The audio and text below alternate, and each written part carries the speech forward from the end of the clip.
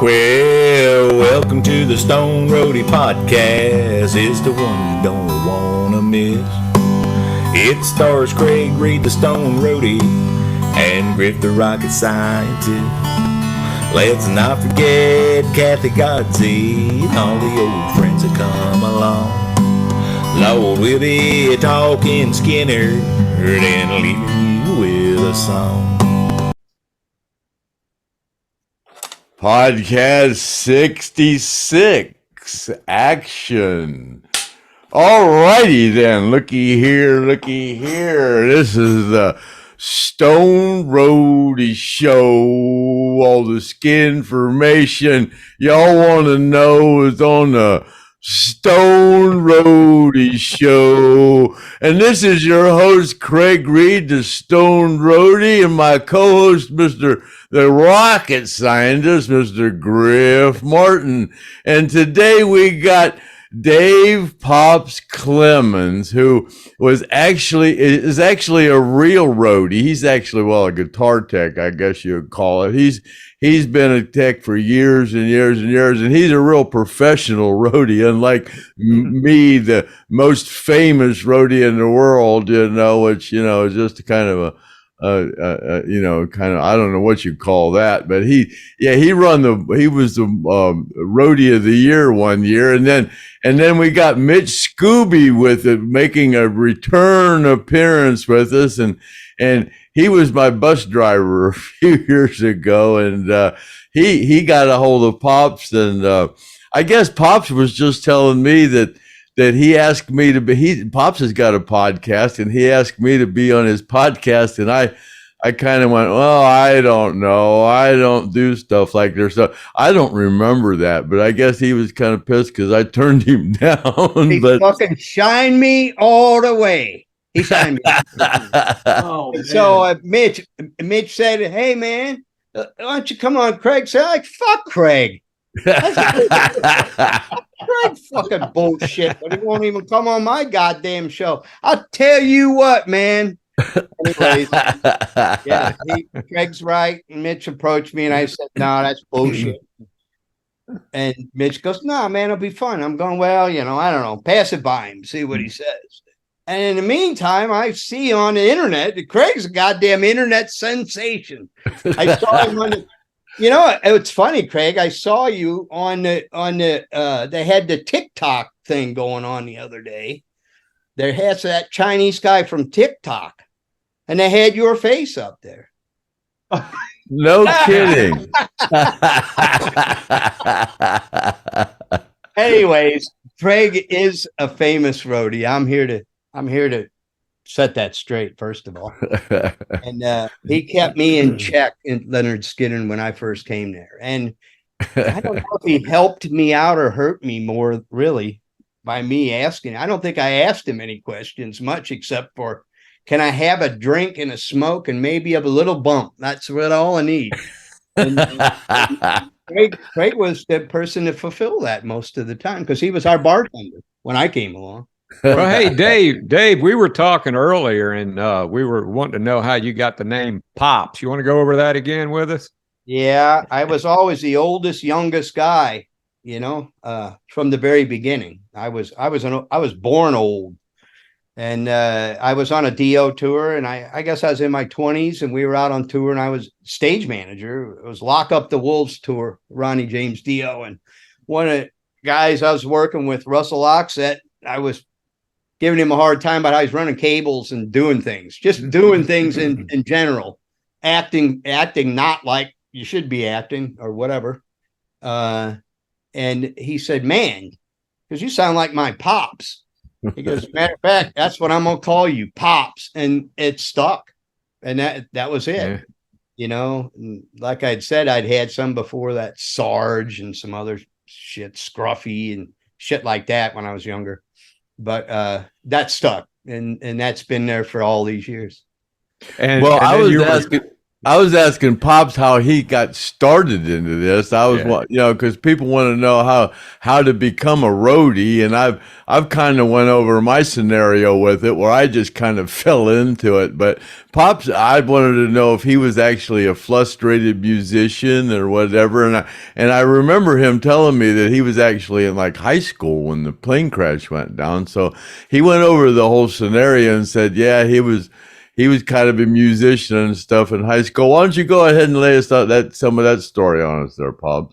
Yeah, well, I was born into music family. My brother, he was a drummer in the 50s in St. Louis, Missouri, and he played, around town. Ike and Tina Turner were big at that point. He played with the Blue Notes, and he had his own band. And he most recently told me he did a gig with Buddy Holly. The drummer, they came into town, the drummer got sick. My brother played drums with Buddy Holly. And I was like, God, wow.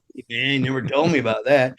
We, growing up as born into, we had the old jukebox. So there was always parties at the house and music going on. And my brother went off to the Air Force, and I started to play guitar when I was about 7.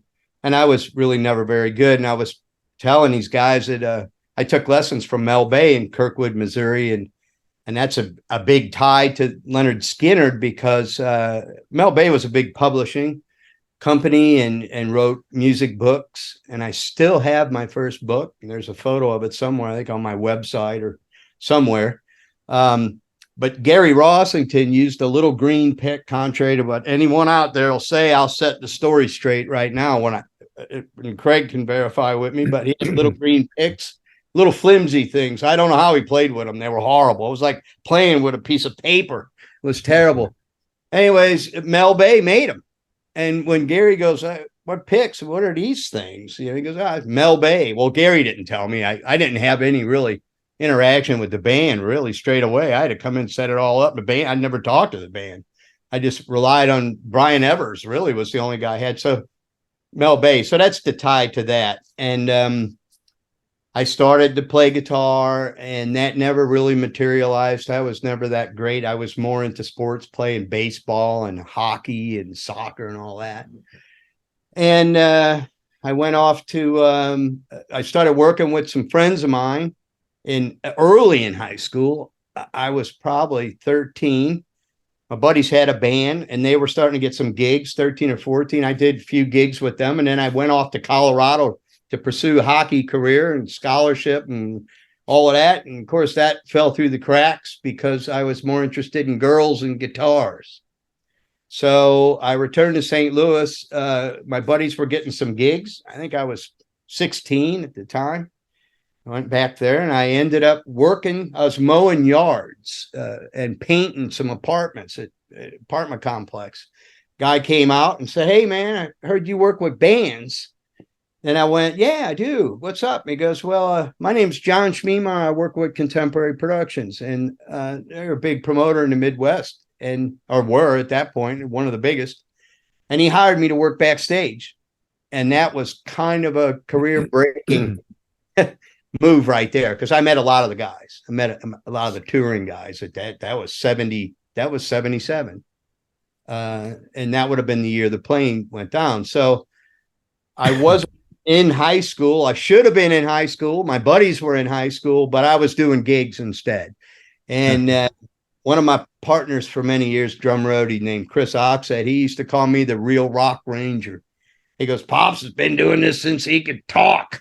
He goes, so that's how all that started. And I was fortunate enough to meet Schmiemeyer, and that opened up other opportunities.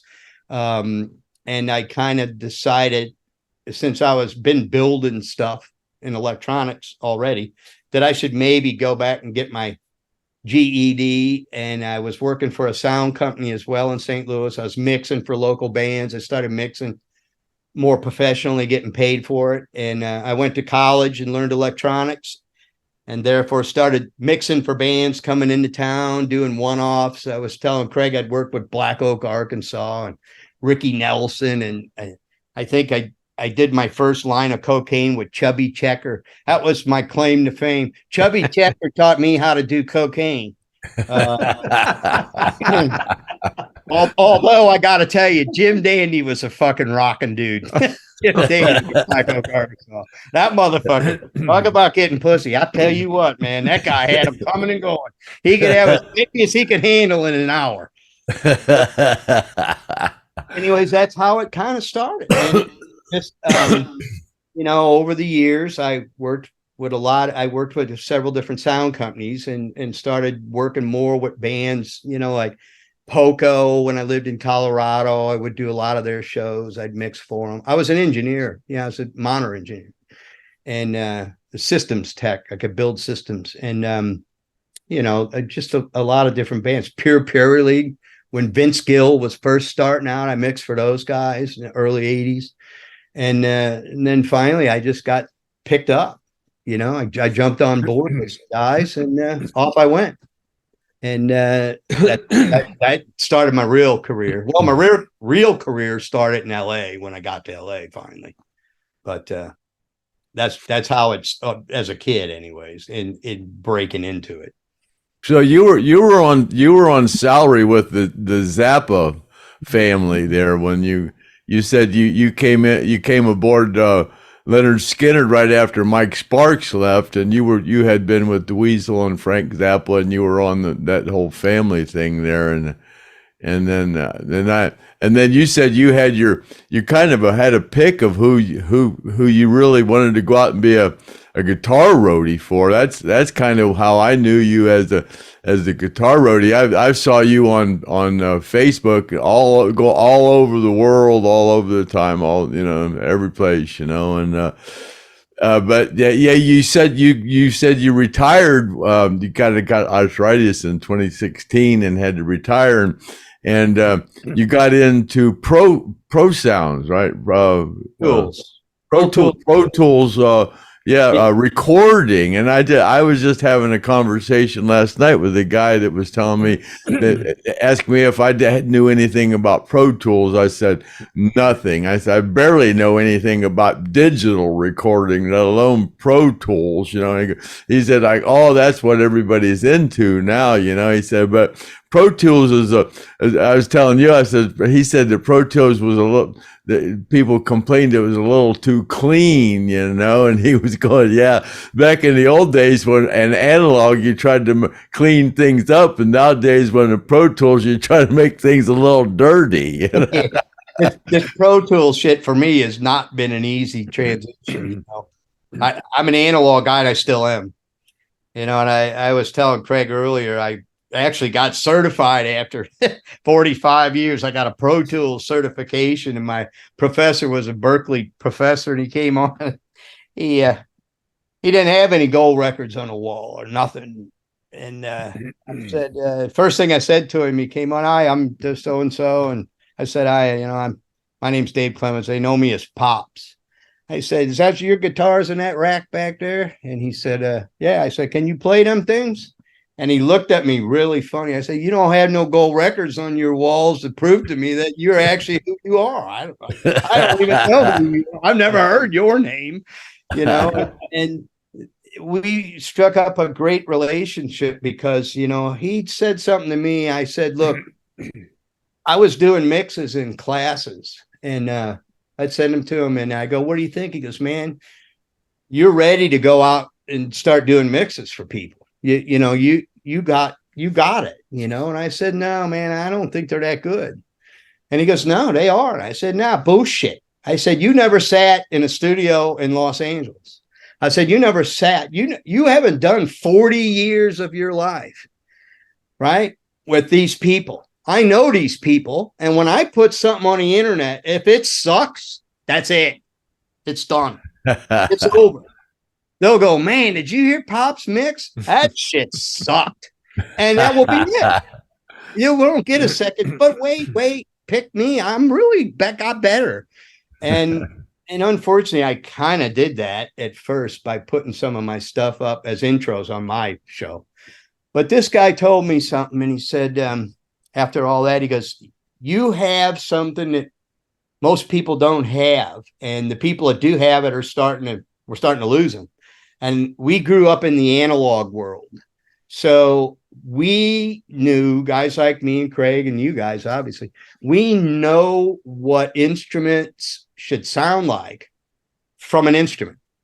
Now it's in a box. You plug your guitar and it comes through that Marshall on your screen, and albeit it kind of sounds like it, but they've never been out there.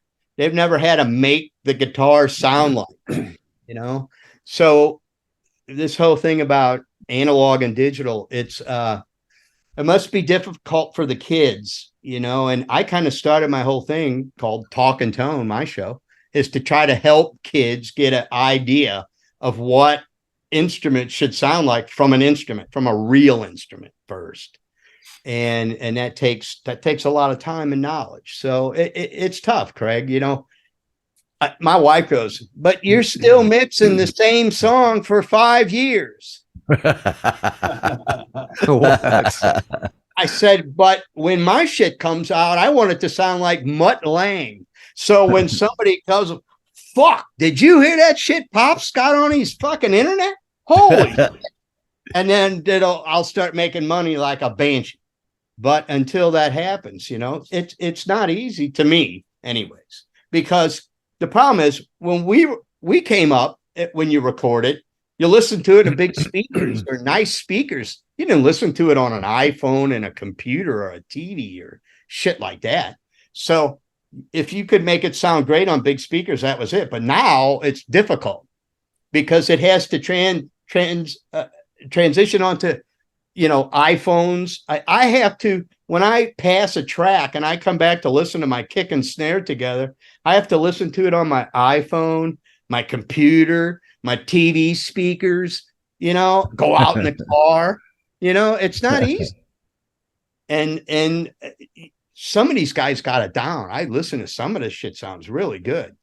And then I do ABs. I come back and listen to old stuff and go, oh, well, that kind of sounds crappy, but some of it sounds good. So it's different, Hey, Mitch, how did you get hooked up with Pops?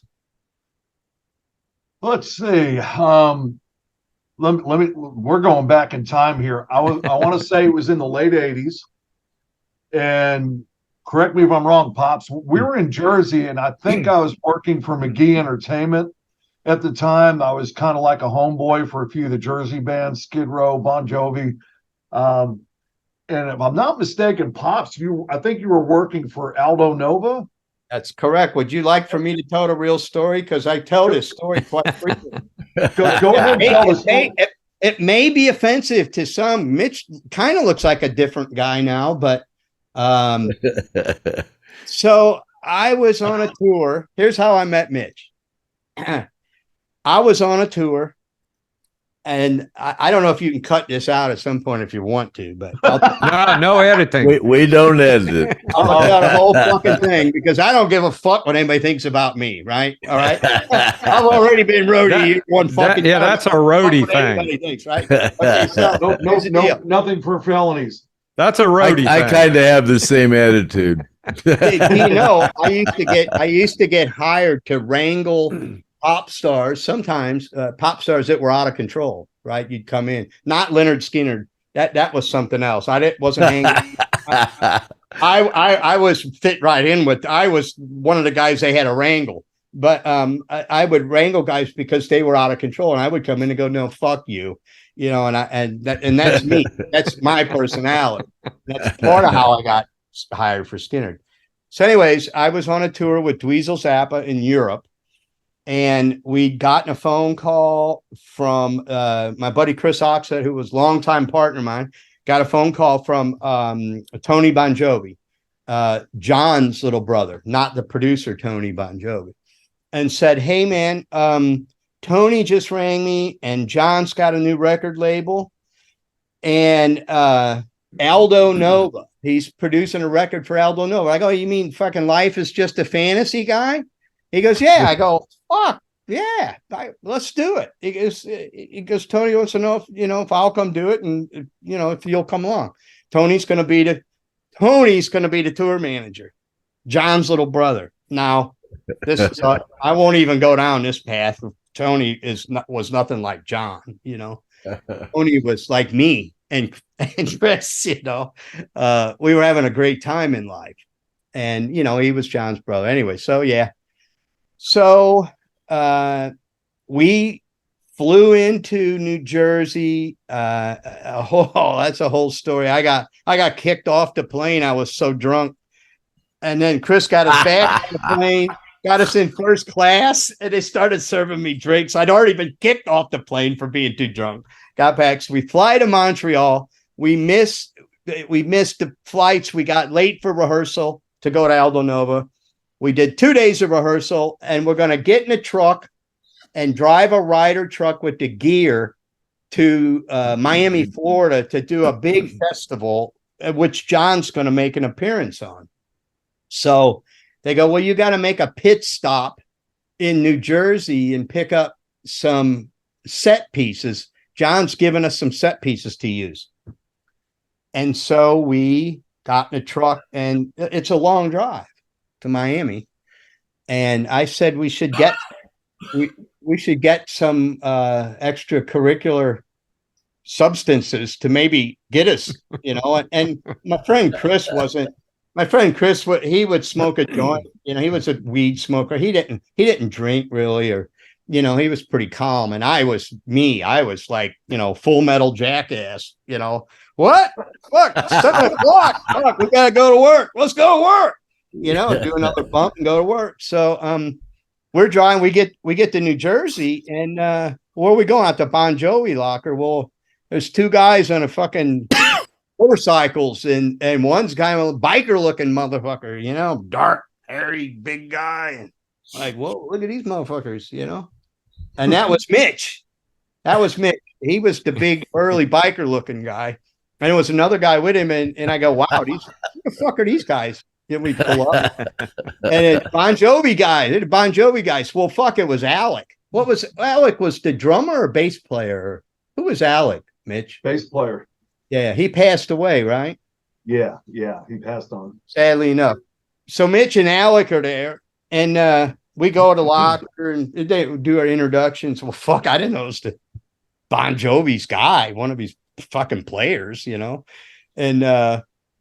we all hit it off, and we're laughing and shit. And Mitch is like, we're putting these set pieces, Mitch, big old, burly guy, muscles popping out of his skin, throwing set pieces in the truck. I'm like, man, these guys are pretty cool. It'd be nice guys to know. Hey, man, I get your number. He goes, hey, man, I got a little something for you. And he hands me this package. I'm like, the fuck is this? It's like water in a package. The fuck is this? He goes, hey, what is this? He goes, that'll help you get down to Miami. I'm like, what? I get in the truck, I'm like, Chris is looking at me, right? So I'm like, Mitch leans in the window and he goes, bet you're wondering what that is. I'm like, yeah, fuck, I don't know, man. We got to get to Miami, do a gig tomorrow, or maybe it was the next day. And anyways, he goes, hey, you just cut that thing open, pour some of that up there on your dashboard, it'll harden up, and you just snort it. I was like, okay, look, I if it wiggled, I'd have snorted it, then. So I got in the truck. We got about 100 miles. I said, fuck, let's dump his shit out. Fuck. We did that stuff. I looked at my buddy Chris, and he didn't do that kind of shit. His fucking hair was like standing straight up in the air. I was glued to the wheel of the truck. Did you know what it was? I don't know. I don't want to, get people in trouble or whatever. Okay. All right. Nick said he found it on the ground. I don't know. All right. So we get to Miami, and I'm like, we're a mess, right? And we get to the fucking hotel. And it's like 6 a.m. And I'm going, fuck, we got to go at 8 a.m. We got to call. And I'm like a mess. And I go, well, fuck, let's just go to hotel. So we go to hotel, we get our keys, we check in, and we lie down. And the fucking phone rings, and it's like 9:30, and it's a promoter going, hey, you guys are crew guys for Aldo Nova? Like, fuck! Anyways, that's how I first met Mitch. And I might have seen him a few times because you did a lot with John, right? In the years, Mitch. Yeah, John and the Skid Row guys, and there's a couple other people working out there. I was just taking care of, the doing homeboy stuff and a little bit of touring and back and forth. And I don't recall. I think I saw you a few times over the years, and John had been playing. We'd have been somewhere and we'd come and see you. We used to go out to John's house and record, and that used to be a fucking deal. John's dad would be out in the yard, like the mafia guy, making sure I didn't run over sprinkler heads and shit. Oh, wow. Really? That was a big deal. Mr. Bon Jovi, right? With the correct spelling, right? And oh yeah, I ran over. It's not spelled the way we think it's spelled? No. Oh, okay. Yeah, no, it's a different. It's the traditional Italian Bon Jovi, Gioi Dhi or something. Mitch would know. And the man could cook his ass off. Yeah. You mean the father? Yeah, Yeah. his dad, John's dad. Yeah. But John's dad. and it was funny. And John was married to Dorothea, who was a fucking 8th degree black belt, right? And she was like a real badass. And they had this smoking house. And anyway, so over the years, I'd see Mitch occasionally. And then I didn't see him for a number of years. And I had just gone to work for Lynyrd Skynyrd. Not much. No, maybe I'd been with him 6 months or something. And we were starting a leg with Hank Jr. Lynyrd Skynyrd and Hank Williams Jr. And Hank had been one of my favorite all-time artists. I grew up with Hank Sr. My father listened to him all the time.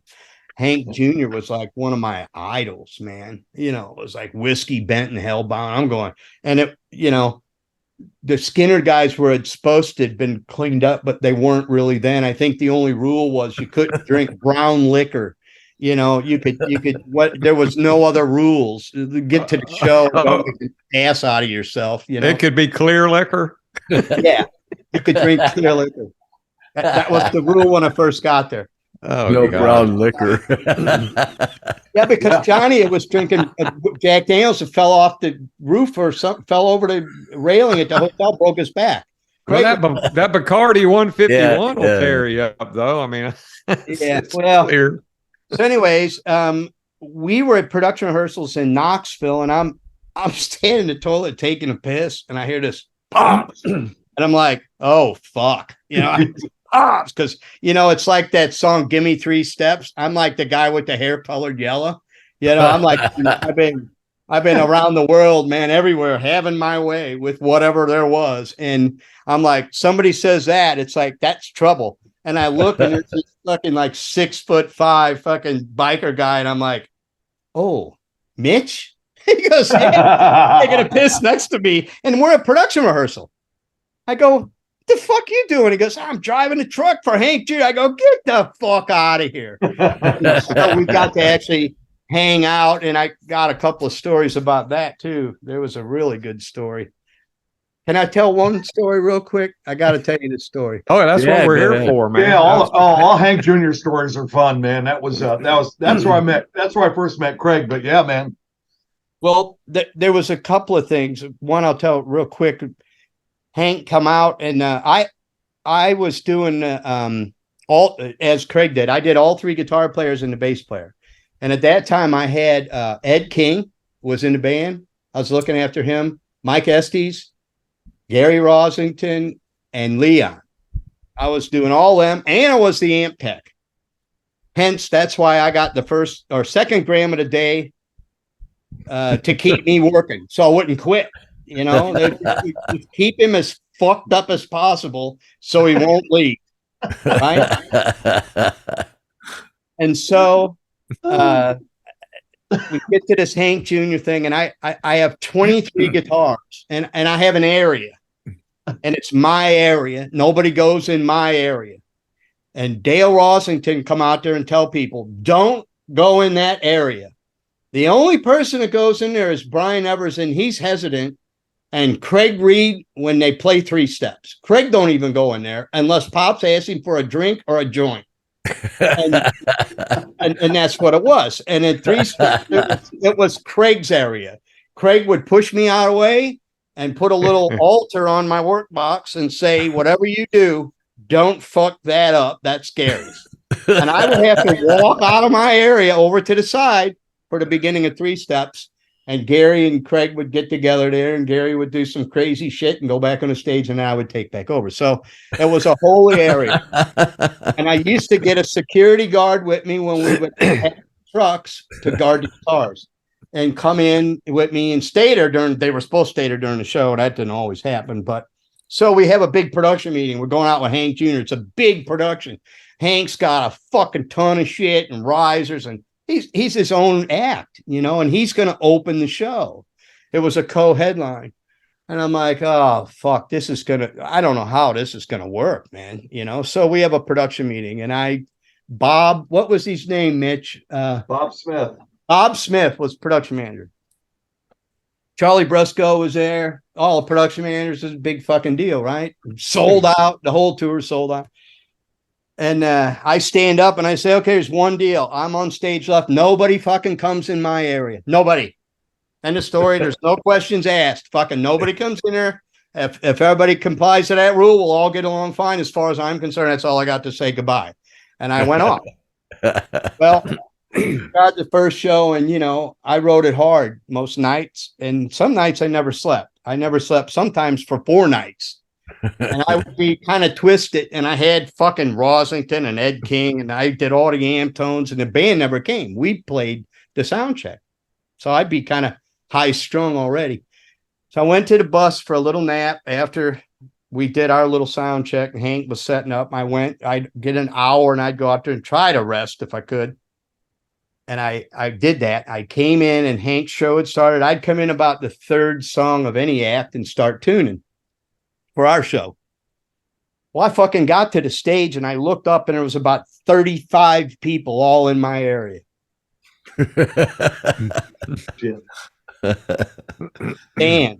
Fans. And Hank's wife with a cocktail, and her skirt was about 6 inches long. Right? At that time, he was married to the Tropicana gal, the model, Tropicana model. Now Hank's about 6'7", and he's like fucking has 6 guns strapped to his side. And I come walking up there, and Hank's on stage. And when I said, pat her on the fucking back, I says, your drink. She went, yeah, like that. And I went, but I get it the fuck off this amp right now and get all these fucking people out of here. When the show's going, Hank's standing right there, right? Bob Smith comes fucking running. What's going on? I said, get these fucking people. I fucking told you. So this happens, right? And Bob somehow corrals them across the stage, upstage, to the other side. And I'm fucking, my veins are going like this, and I get calm, and the show ends, and the next day, production meeting. Said, okay, here's the deal.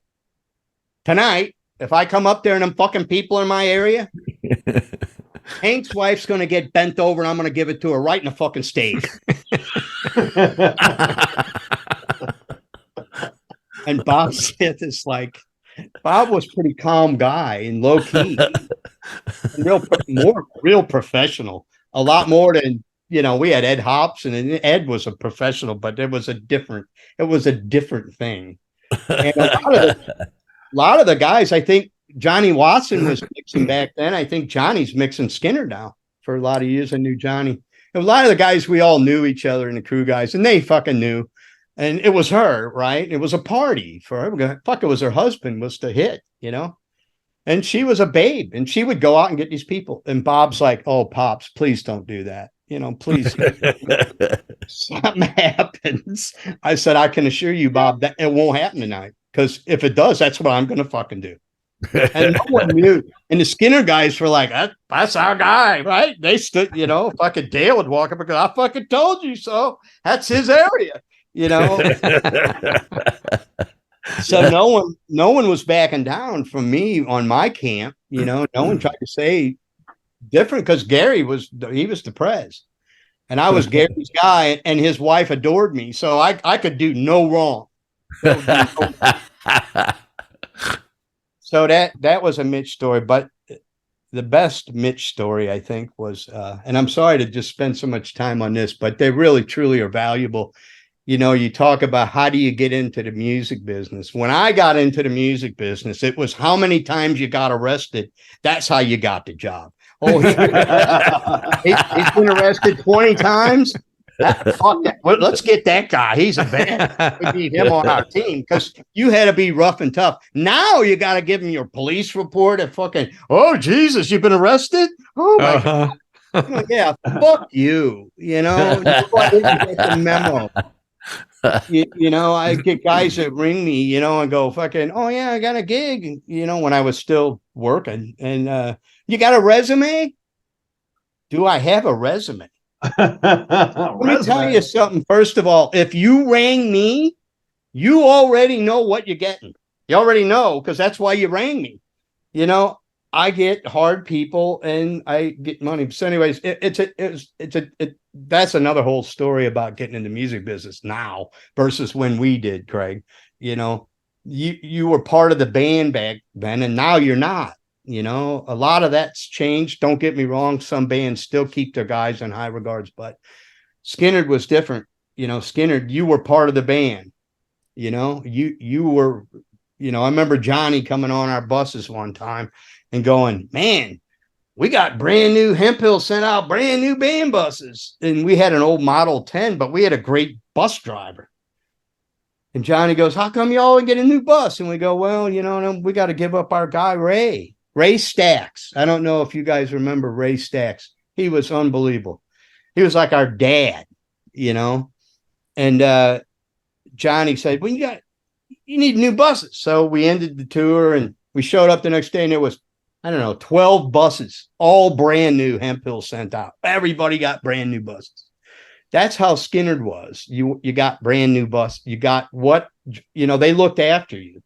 And we stayed in the band's hotels most times, you know, and hung out with the bands, even though Charlie Brusco would say you weren't supposed to, especially me. Every beginning of every tour, we'd have a production manager and he'd go, okay, the band's gone to rehab or whatever. And this is somebody's done this. And they would say, we don't really want any of the crew hanging out with the band on days off. And that means you, Pops. Well, you too, Pops.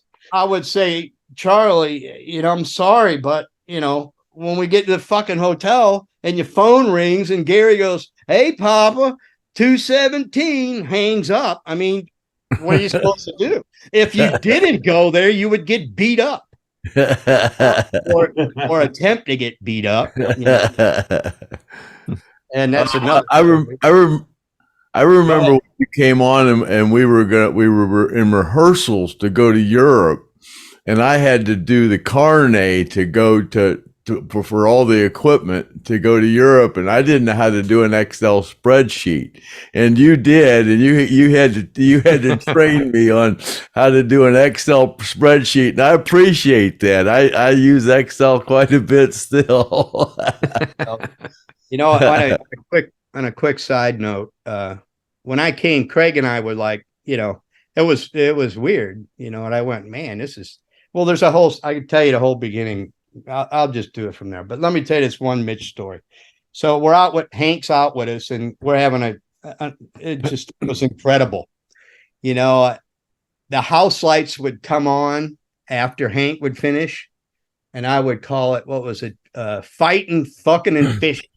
You know, it was unbelievable. It was whiskey bottles everywhere. And this was Skynyrd hadn't even played yet, right? Hank would finish, and it'd be nights I'd come out there and I'd be start drinking when Hank was on because I was singing the songs, smoking joints, and you know, oh shit, I gotta do a show. I'd be like, whoa, I'm fucked. Like, anyways, so one night Mitch and I were talking after I loaded out, and he was sitting out there in his truck, and it was a short run. I don't know, 65 miles. I don't know if you remember this, Mitch. I said, hey man, or Mitch invited me to come on a truck and ride with me, tell some stories, hang out, you know, tonight. And so it's short run. Buses get there and you can go back and get on the bus. And I went, okay. So I go back to my bus and I tell Brian ever, and I didn't tell, yeah, Brian was sitting in the front lounge and somebody else. And I said, hey, I'm leaving the train. I'm going on the truck with Mitch from Hank, and I'm just going to ride to the next town. And so I told them, make sure they know, because I was telling you, I was on a rope, with Skynyrd, and they wouldn't let me, lead the wagon train basically. And so I rode with Mitch, and we got to the next town, and it became daylight was coming, 6 a.m. or something. And Mitch had crawled in the bunk, went to sleep. And I'm like going, what the fuck? Where's the buses? They finished at 2 o'clock or 1 o'clock. They should have been here at 3 a.m. And Mitch is snoring away. And I'm like going, man, something's wrong, and I'm like getting pissed off because it's daylight. I'm like, fuck, I wanted to sleep a little bit tonight. And so a bus pulls in, one bus. And I look and I go, it's the fucking production bus. What the fuck? So I go over, they park, and the driver's sorting his shit out. And I open the door, and Ike Freifeld's standing there. He was the lead rigger. And he goes, Pops, where the fuck you been? I'm like, where the fuck have I been? Dude. And he goes, the bus driver looks, he goes, Pops. I go, hey, where's the other buses? And the guy goes, they're back in Columbus at the gig waiting for some guy named Doc. And I'm like, Doc? I go, you mean Pops? He goes, Pops, that's you. I go, yeah. He goes, they're waiting for you. They're looking for you. I'm going, oh no. Went to the wrong gig. They thought I'd gone haywire and went off, because I used to meet broads or whatever and go off, Kind of like a Leon Wilkeson thing. No. So what did we do? No. Not like Leon, but anyway. That was like the first gig I ever did. We got to production rehearsal, and that was a buddy of mine, Michael Podurchek, longtime, mix engineer from the 70s and 80s. And he goes, man, you're going to work for Skynyrd. My buddy Ike's out there, and so they arranged this whole thing. When I got to the hotel, go meet Ike at the pool table, right? Got a drink, played pool, and go up and have a production meeting at Ed Hobson's room. Well, fuck, I didn't fucking think we were going to stay up till the next day. And it was, I had to go to work. It's like, holy fuck. I get there and I'm going, well, where's the bases? I don't know anything. I haven't come cold to a gig, 5 guitar trunks full of shit and amps. I don't know anything. No, nothing. And they go, well, we don't have the bass. I go, well, where's it at? Craig Reed's gone back to Jacksonville. Leon's giving it away, and the guy he gave it away to, because Leon would give, he was just genuinely just loved to give shit away. He gave his bass away. And Craig had to go back to Jacksonville to get it out of a pawn shop. The guy had already fucking hawked it. Well, this is the kind of shit, that's how I started. I'd been up all night. And Craig, and Craig got there like the next day, and the band was supposed to do 2 run-throughs. I go, I'll be okay. I got 2 run-throughs. I can get the tunings. And they were starting a show with a whole acoustic set. And it was, not only was it just an electric band, but it was acoustic set as well. I was like, fuck, are you kidding me? This is insane. I don't know what I'm doing here. Now, at this point, I get there the first day. I'd been up all night, and I'm like, fuck, when's the band going to get here? I'm all set up. 4 o'clock, Brian comes up and he does one of these. And I go, what the fuck's that mean? I'm out already? I'm fired? He goes, no band. No band. he goes, yeah, I don't know, something with Johnny and something and Leon's in jail in Jacksonville, and Craig's gonna go and got him. And I'm like, holy fuck, this is for real, man. This is like, and I'm still up, right? And so I go to production, and they're like, want a bump? I'm like, fuck, if you're giving them out, sure. So another night, we go back to the hotel, and everybody's in the bar. Well, fuck, if I look at my, holy shit, it's 6:30 a.m. Fuck, I gotta go to work. I've been up 2 days. Fucking we're in Phoenix in the middle of the summer. I'm fucking sweating, I'm just I can't believe I'm fucking even doing this. This is like I'm dreaming this, right? I've never anyway, goes up and I've got everybody set up and the band comes out. They don't say a word to me. They're not even talking to each other, right? They just go out and they sit in the acoustic chairs. And I walk out and I go to, I'm high as a kite, really. And I walked out there. What a good thing was, so were they. So they were as scared to say hello to me as I was to say hello to them. and I don't mean, we all had defraides, right? We'd been up for fucking who knows how many days. And so I walk out and I look at Gary. I'm like, I'm fucking trying to say hello and I can't even talk. Fucking the mess, right? And he looks at me and he goes, he's a cowboy hat and dark, and he goes, "You from England, boy?" And I'm like, "Oh, this is." I go, "No, my aunt lives in Jacksonville, 1400 Walnut Street in Springfield, off of Main Street." He goes, "Oh." And that was it, right? And I walk over real quick, and fucking looking at everybody, and no one's saying nothing. And they play like a half a song, and they get up and leave. Sitting there going, man, I got to fucking talk to Gary about this Freebird shit with this fucking wire and all this weird tunings and fucking all this shit slides, and Craig's going to throw flags and this and that, all this shit. And I'm like, Brian comes by and does this. I'm like, the fuck's that? He goes, "We're done." I'm like, "We're fucking done. We got a show tomorrow. We haven't ran a song. We haven't done anything. I don't know anything." He goes, "You'll be all right." Yeah, goddamn right I will. I walked into production. Ed Hobson, "Want a bump?" "Yeah." That's what I did. I stayed up for 3 fucking days and did a show. And it was pretty rough, but I did it, and it was a big blunder in the show, and I got over it. And we went to LA the next show, and it was a big fucking to-do at the Greek Theater. And I went out to Gary's bus, and we'd had talk the next day, and then it just became a good thing. And then it was Lynyrd Skynyrd. And what you got there, Mitch? A playlist? This is an old set list from like the late 80s. 80s, 90s, when I was out there with you. It's been one that they tape on the floor, from place to place. This is all you needed to know, right, Pops? That's it. Yeah.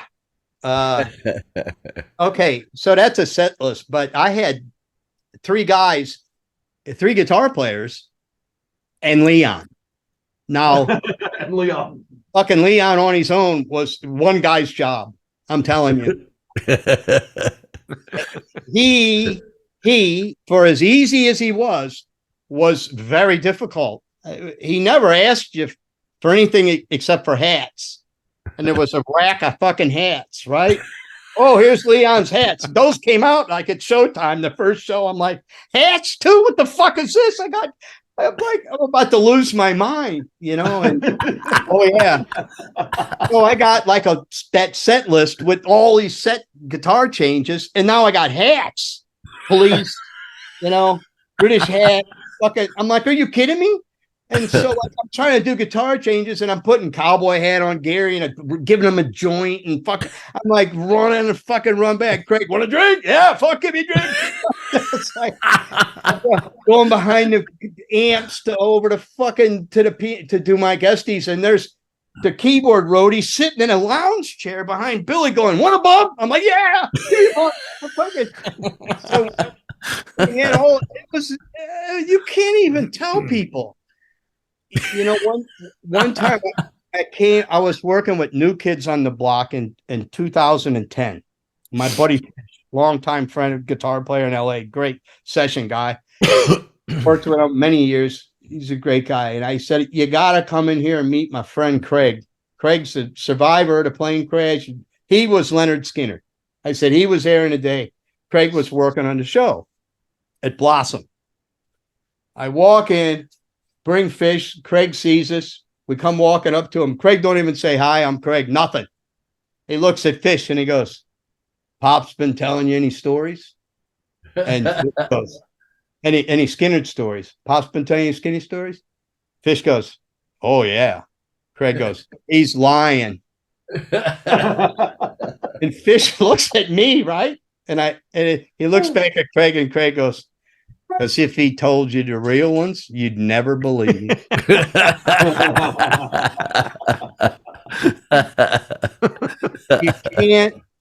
You can't make this stuff up, you know. Oh God, yeah. We did. I could sit here and tell you this shit for weeks probably of shit that happened. Well, hey Pops, give us a story that, let's say, one of the guys in the present band, they're on the bus watching the podcast now, and they got up to take a piss, and they said, I need to turn around and listen to this one. Well, unfortunately, you know, not many of those guys are with us. That's why you can tell the good ones. Yeah. Ricky and Johnny. Ricky and Johnny, yeah. And Ricky only came when Ed had the heart attack. And that was a whole fucking deal. And I don't even think you were with us at the first rehearsals in Jackson Hole up at Togarty. I don't think you were there, Craig. Maybe you were. Were you up there at the inn at Togarty when Billy drove the snowmobile and Leon into the creek? No. I wasn't there. Now, that's a good story. Let's hear it. Well, and this is referring back to if one of the guys stood up and would say something. It wouldn't be Johnny, because Johnny, you know, me and Johnny were buddies. Like I said, with the other guys, I hung out with Johnny a lot, and I liked Johnny a lot, and we did a lot of shit. But you know, he's got family, and this is going back to something I said before. A lot of guys have grown up and got families, and you know, go to church on Sunday and shit. And a lot of guys don't want people to be talking about them. So maybe Johnny would come back and go, "Fuck, I hope Pops don't say nothing." and out of respect, I'll keep him out of it. I only talk about the guys that can't say nothing about it anymore. And I'll even respect them. But anyways, it would be Ricky, because you know, Ricky was around in the beginning, and I don't know if Craig was there when Ricky was there. No, I wasn't. No, They'd already had it fallen out or whatever happened with Ricky, and I guess. I didn't get there to the second album. So, anyways, we were going to do a rehearsal to rehearse Huey Thomason, who was one of my fucking heroes, you know, from the Outlaws. Gary actually rang me when Ed had the heart attack, and we tried to finish the leg with just Gary and Mike Estes, which was just fucking brutal, you know. And we finished, and then they're going to regroup. And Gary rang me, goes, and I just saw this on somebody's page on a Skynyrd something, a poster that said the Guitar Army, and it was Al Collins and Stevie Gaines and Gary Rossington. And Craig would know this. I don't know if Gary referred to those three guys as the Guitar Army, or somebody just made that up, or that's something I wanted to ask you. They said that was Ronnie's Guitar Army. That's what. Okay. Well, so that was a thing. Army, yeah. And that was when that's why I got jobs so quick after the plane crash, because I was a guitar roadie for the Guitar Army. Okay. So did that start when when Ed left the band? Oh, no, I think they always called the guitar players Ronnie's Guitar Army. Yeah. Well, when Gary got Huey and Ricky, and he rang me. I think that also included Ed too. Yeah. Gary rang me and he said, "Hey, Papa," he used to call me Papa. "Hey, Papa, I got me the Guitar Army." And I went, "Oh yeah?" And I didn't heard the news yet. And he goes, "Yeah, I got me Ricky Medlock and Huey Thomason." I go, "Oh my God, that's fucking awesome." And I go, "But I'm still your guy, right?" Because I'm thinking in my mind, fuck, I don't want to have to look after them two motherfuckers. They're massive. and Gary goes, "Well, that's the sad news." And I go, "What's that?" He goes, "You're looking after Gary, you're looking after Ricky and Huey." And I'm like, "You fucking get out, man." I'm like, fuck. So anyways, because at that time I went off to do a tour. If you remember, I don't know, 95 or 6. I went to do Meatloaf World Tour and I left Skynyrd for a while. And they brought in Rob Corsi and somebody else. I don't remember. And when I came back, Rob stayed and he looked after Gary and Leon, and Ricky and Huey were there, and I looked after them. So we went to do the first rehearsals. Griff, this is getting back to your who would be the guy. And they said, well, we want a closed rehearsal. We want a private rehearsal. So we're going to go. Gary, owns the house out in Jackson Hole. And so he's got a buddy that owns a place called the Inn at Togarty. And it's a resort up in the Togarty Mountains up there in Wyoming. And it's a resort. And so it was Super Bowl Sunday.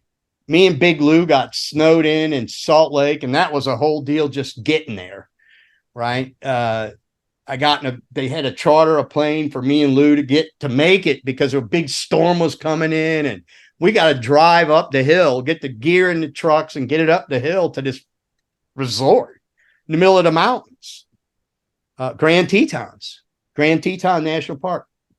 And so this is, mind you, Huey and Ricky. So they want to close rehearsal so no one can get to the band. So no drugs, no liquor, nothing's going to happen. We're going to go up there, and they were all sober, going to be a sober deal, and we're going to rehearse. I'm like, okay, this would be great. Well, the first catastrophe was me in this fucking plane in a snowstorm going sideways, and I was throwing up, and I missed the Super Bowl party. I was all fucking pissed, and get Ricky and Johnny come to the airport, get me and Brian, and I was all puking. Fucking Vans 8, you motherfucker. Whose idea was this? And I'm all, you fucking cocksuckers, going in the middle of fucking nowhere. I got no way to fix shit. And Pops, it'll be all right. So we get up there. We get to the end. And Ricky's in there practicing. Ricky'd been straight for many years, and he's like he's in Skynyrd again, and he's fucking rehearsing. And I don't know, Lou came in or something, and Paul maybe, hey Pops, we're gonna fresh snow. We're gonna me and Billy and Leon are going snowmobiling. And I look at him and I went, well, you think it's a good idea? Man, it's gonna be a blast. So we're gonna back rehearsals off to 6:00. And I'm like, okay, well, great. I can work on some shit. So Gary comes into now, mind you, we're in these little cabins and the fucking we're getting snowed in the mountains. And I look and Gary goes, I got this guitar down the house. I'm going to send down for it. It's underneath my bed. Now, this is the old Peruvial fucking, I got a guitar underneath the bed. It was a 55 Les Paul Gold Top. And so Gary comes in, and it's his buddy Brian. I don't know. Do you remember Brian from out in Jackson Hole? I don't know. Brian, he owned the inn. So Brian comes in. He goes, hey. So the rehearsal was in like a main hall that it was like a dining place, but it had this huge bar. So Brian's like, hey, man, want a beer? And Gary's like, oh, beer. Well, couple beers, and that led to something. And it was about 3:00. And the next thing I know, we're starting to get hammered. And I got this 55 Gold Top on my workbench that's got a frozen truss rod. And I'm like fucking sweating. What Gary's standing, we're drinking. I'm like, oh fuck. I tell Gary, man, look, it's frozen, man. And I don't want to do this here under these circumstances. And fucking fix it, Pops. I'm like, oh fuck. Anyways, we started doing some shit, and Brian said something. I don't know exactly. There's an audio tape somewhere. Ed Hopkins was in the room recording the whole thing, right? So Brian stands up and says something to me like, what are you, fucking puss, Pops? Or fucking something. Now, this guy was about 6'4", 6'5", rough, burly guy, kind of not big, kind of skinny, but he was tall, rough guy. And he had to be Gary's buddy. And he said something, and I went, I can't believe you just fucking said that. You know, we'd been drinking now for several hours. And Gary goes, I got $2,000. Says Papa can kick Brian's ass right here in the middle of the fucking place. So it's just me and Ed Hobson and Brian Evers had gone back to his cabin. Now, this would have never happened had Brian been there, you know, Brian Evers. This wouldn't have happened. So I look and Brian goes, I got 2,000. Says I can kick his ass in less than 30 seconds. I went, fuck. I said, all right, I get all $4,000 if I win. They said, okay. So I got up. I started taking my shoes off. And Brian goes, what are you doing? I said, taking my fucking shoes off. And he goes, why? I said, because I'm going to put this foot on that side of your face and fucking nothing you can do. And like Billy Jack? Like Billy Jack. That used to be my phrase. I'm going to put this foot on that side of your face and a fucking thing you can do about it. And I kicked him in the fucking side of his head. And he fucking looked at me and he started to do like old school like this. Like winding up. I looked because he was still standing there, you know? And I was like, what the fuck? And I mean, it came so fast. He fucking hit me in the side of the head and he was being nice. He didn't even make a fist. It was like a closed side of his fist. And he hit me in the ear. And it was one of those where, and I'm looking at him, right? And I'm going, uh-oh. You know, where your brain's going, lay down, lay down, lay down. Gary's going, you fucking better hit him. You know?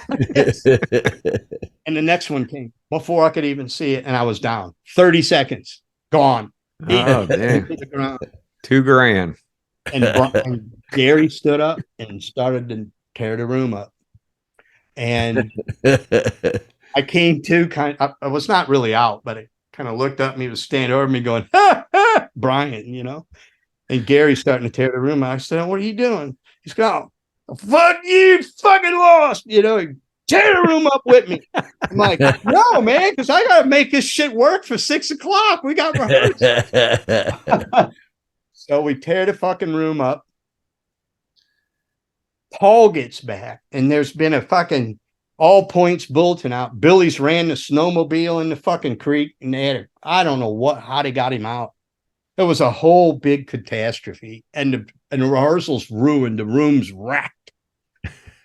And we kept drinking, and I wake up the next morning, and Brian Evers didn't even know any of this happening. He's yelling at me, "What the fuck are you doing? What the fuck?" And I'm like, all hungover. I'm on it's fucking my mouth. I look up, I look around the room. I'm like, oh no, my face is all puffed out, you know. So about that time, the door opens and it's Ricky Medlock, and he walks in. He's like fucking looking around, right? And he sits down in his chair and he gets his amp fucking off the ground, puts it up, turns the thing, and it starts practicing. And I'm like, I can't believe this is happening. It's like 8 a.m., right? It's a normal business for him, huh? Well, this is what I'm getting back to the fucking question you asked. He walks over, he puts his guitar down, and he calmly walks over and says, "Hey, Pops." I go, "Yeah, man." He goes, "Is it always like this?" And I said, "Yes." He went like this. "All right, man." And he turned around, went back, clicked his amp back on, started playing. And that's why I said it would probably be Ricky.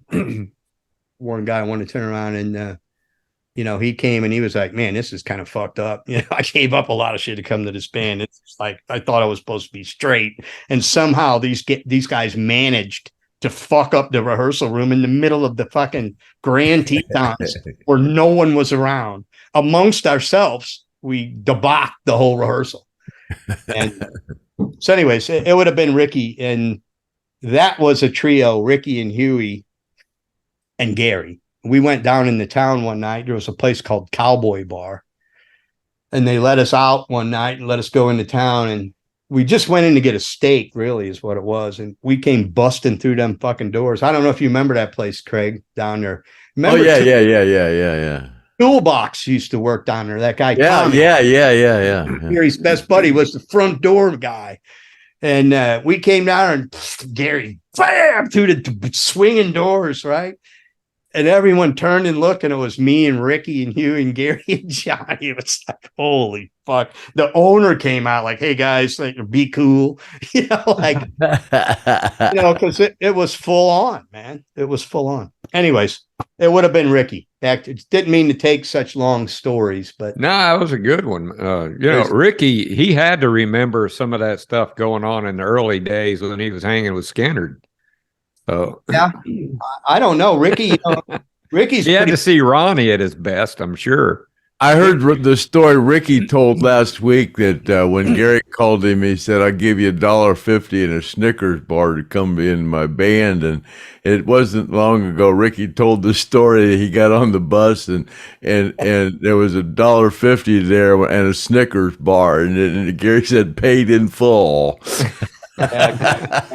Gary was Gary was that's what he was, and I only knew him from the time I did, but he had some of the best lines, man. He came out one night, we were all about fishing, and when we started to rehearse down there in Fort Myers, if you remember, Craig, Al Nally had that studio.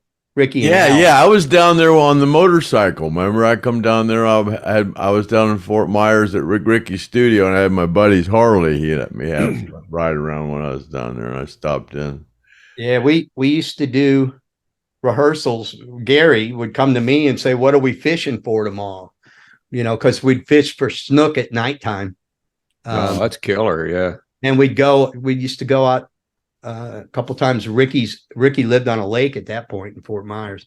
We'd go over his house, go out in a boat, bass fishing early in the mornings.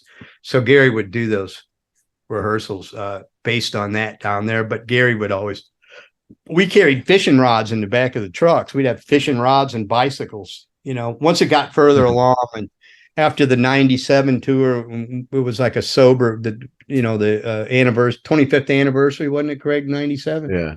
25th anniversary. Everybody was supposed to have been sober. Everybody was pretty much. It was everyone, including myself.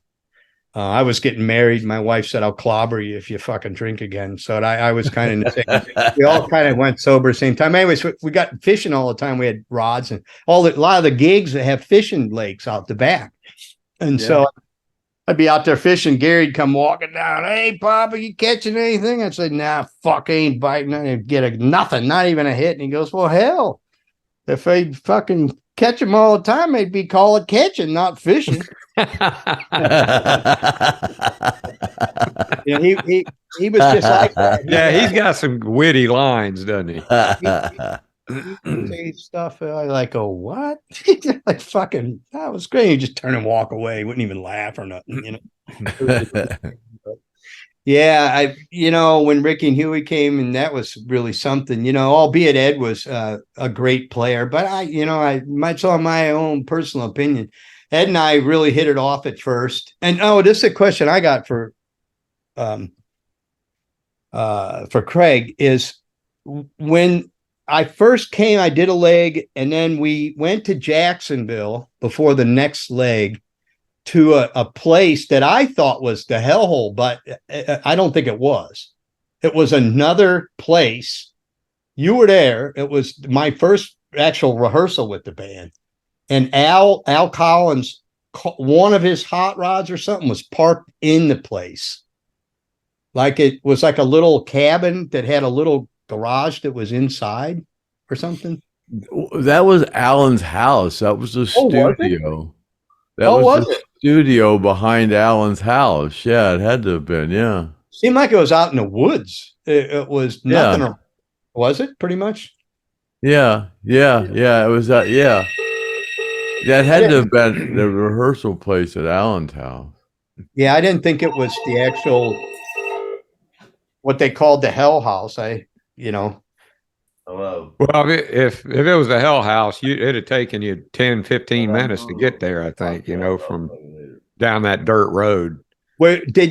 Griff, were you a Jacksonville guy? Or did you grow up there? No, I'm born and raised in Florida, and a lot of my relatives are actually buried in the same cemetery as all those guys, my grandfather and stuff. But no, I never even knew about the Hell House until later on, Oh. after Lynyrd Skynyrd already crashed. But Right. we've been out there several times. It's completely a neighborhood and everything now. But to get back there, right, Craig, from the main road, it would take. No, he's talking about the studio we had out on A1A in St. Augustine, and Alan's car was in the garage there, and I was working on it. That was my car at the time, and I was rebuilding the 32 Plymouth, the blue one in the rehearsal studio. Yeah, that was on A1A or US 1.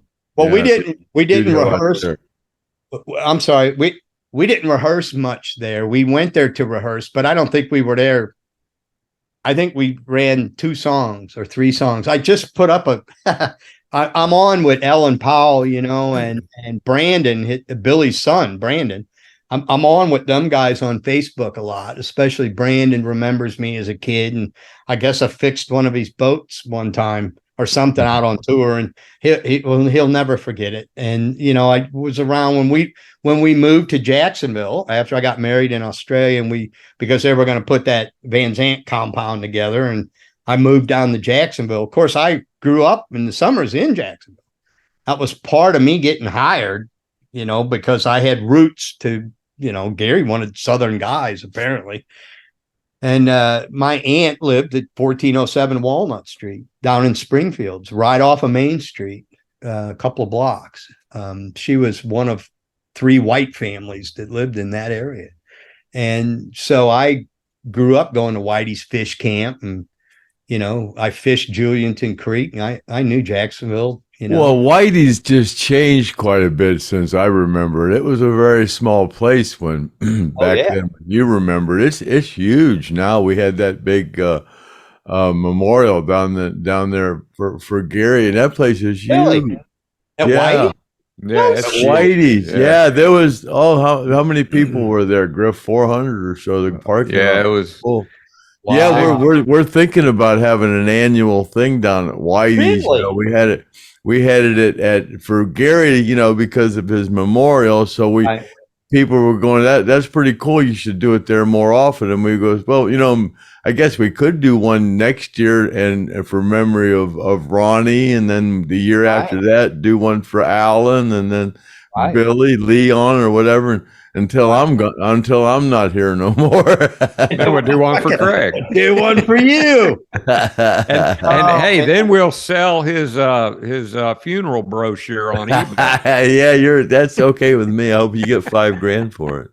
Yeah. So, anyways, something went on about a bit. There was a photo of Billy on some, at Kittyland and somewhere in a mall or something. He was on some big flying. Yeah. And he goes, "Oh yeah, the apple doesn't fall far from the tree," or something. I go, "Let me tell you this story." Every now and again, I'll plop something in there. I go, "Yeah, I was in rehearsal once at that place. The first rehearsal I'd ever done with the band. Really, I started cold turkey on gigs. I didn't get a rehearsal. Yeah, that was a place on US 1. Yeah, that was our. I don't remember how we got there or anything, because I ended up in a corner with Ed for like 2 days, just sitting in the corner of the room for like. Well, Pops, where are you living now? Where do you live now? I'm in Las Vegas. Las Vegas. And what are you doing? What you up to? I'm right here in my little studio trying to learn how to mix on a digital computer, to be honest. No, I've been here. We moved, let's see. I was on tour with Christina Aguilera, and I was working with Irving Azoff, who everybody fucking knows. He runs everything, Ticketmasters, and he was. Yeah. He was trying to start all that shit, and this was about 2006 or so.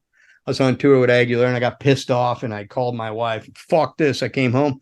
We sold the house in L.A. I'd been in L.A. for many years, and I never got a break in L.A. I was starting to become like a big eBay guy. I was selling gear and T-shirts and passes and pics and shit from tours, and people were I'd become like the guy. I was like awards from eBay. I was a top eBay when it first started. It was really cool. Oh fuck! George Thorogood pulled a fucking semi up, and I'm rolling shit. I got it. My wife, she goes, "What are you gonna do with all this?" I had it all around the pool out in the back. Fucking. So I go. Anyways, I was on tour and I got pissed off and I fucking called her. I said, we're fucking selling a house. What are we doing? We're moving to Australia. So we gave it up and went to Australia. That was right when the market collapsed in 2007. It was August. We sold the house at the height of the market, and just went down there. And I started, I said, I'm not coming back and all this. And then it didn't work out. And we ended up, we had friends in Vegas and on shows and personal friends and people in the music business and all that. And my dear friend, Pat Thrall, that was in the Pat Travers band, that did all those hit songs, snorting whiskey and drinking cocaine. Right. Yeah. All those big hits. I knew him from Meatloaf. I worked with him on my first tour. And that's a great story in itself. I'd come right off of Skynyrd and went to rehearsal in New York. I'm going to go on a side story before I forget shit. I'd been out with Skynyrd and I'd started this whole thing. There was a front of house guy from Marshall Tucker band. And he walked in the building. We used to have all different bands open for us all the time. And Marshall Tucker used to play a lot. And this guy comes in, he goes, "Hey, fuckers." And I go, "Man, I got to coin that. I got to take that for me." And so I started saying it everywhere. "Hey, fuckers." I'd walk in a room, and being my father was from Macon, Georgia, and my family was from the South on my father's side, the redneck part of I call people go, "What nationality are you?" I go, "Swedish, French, German, and redneck."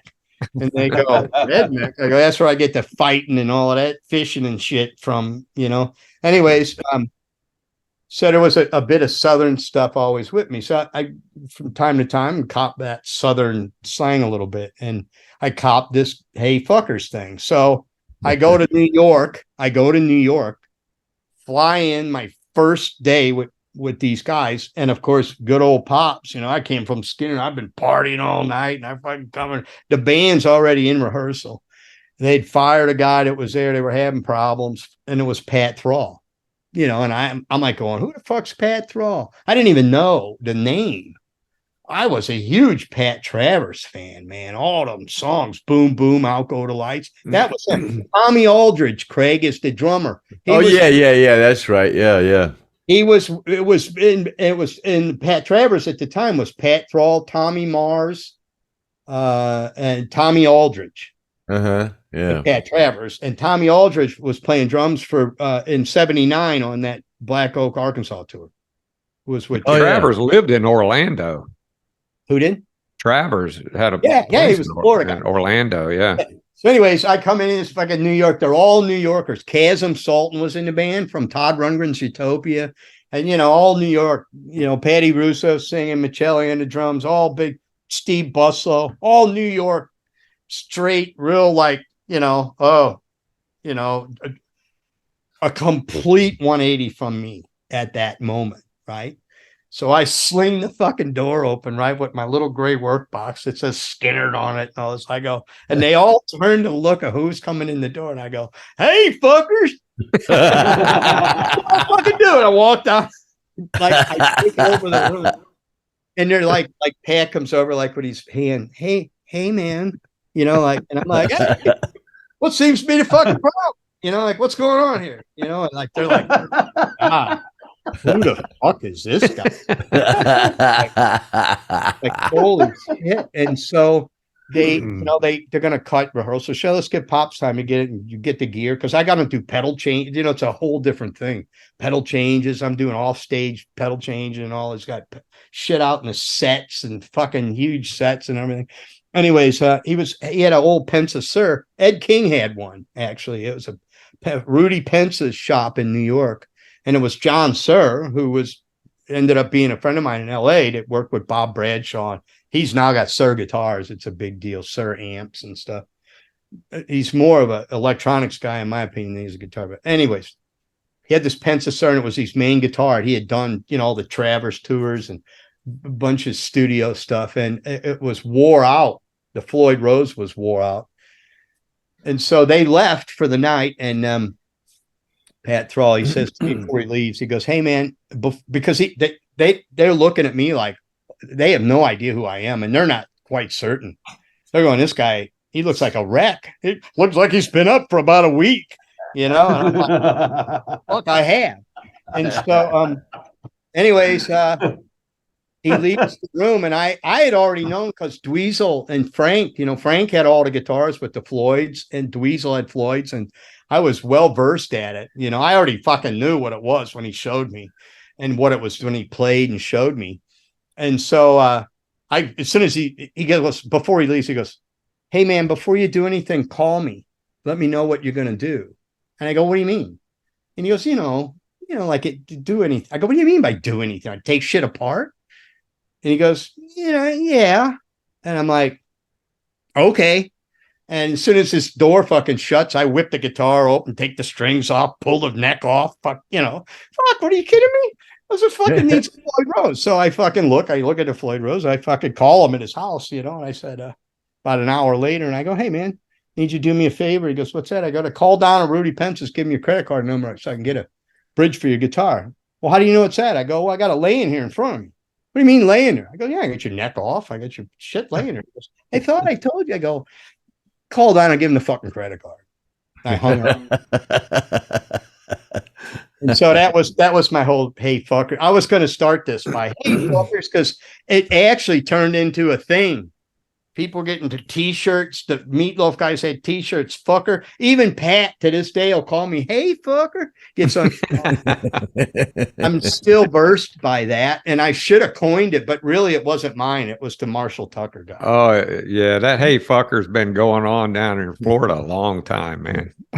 Yeah. So, anyways, I ended up in Vegas because Zoe, his wife, was managing the power station in New York, the real Tony Bon Jovi, John's uncle, where John got the start, right, Mitch? If you know that. Yeah, that's right.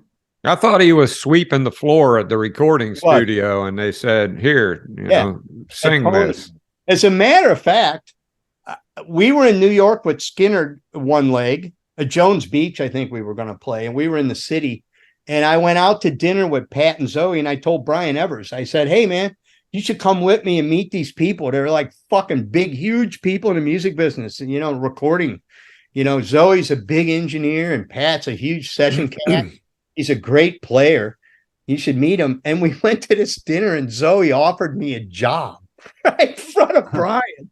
It's like, Brian's looking at me, and we left dinner. He goes, "I can't fucking believe she just fucking offered you a job right in front of me." I was like, anyways, and they took me, Mitch. Were you ever at the power? Were any of you guys ever at the power station in New York down there? Yeah, I've been there. Yeah. No. So Tony Bon Jovi had a condo at the fourth floor. That was his place. And Zoe took me up there and said, "We'll give you. You can live here." I was going to be a resident guitar tech at a power station. And at the time, it was like they were like fucking on fire, man. I had a lot of big acts. Yeah, the power station was like, they were busting it all out. Everybody was using the power station. Yeah, as a matter of fact, I got some Facebook photos. We rehearsed there on one of the Josh Groban legs I was on. That's an ironic thing about me. I'm a little gruff around the edges, and I went to work for Josh Groban, who is the least gruff. I don't even know if he knows what gruff means. He's like a really nice guy. And there's me on the side going, "What the fuck is this?" It's this fucking this guy singing. I'm working opera shows.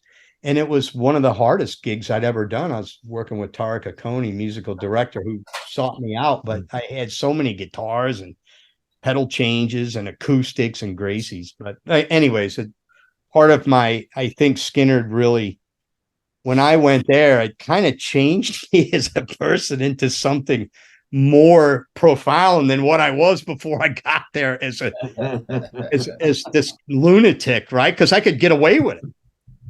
And, that whole part about not partying with the band that Charlie would tell us, and this was pre-95 or so, probably 94.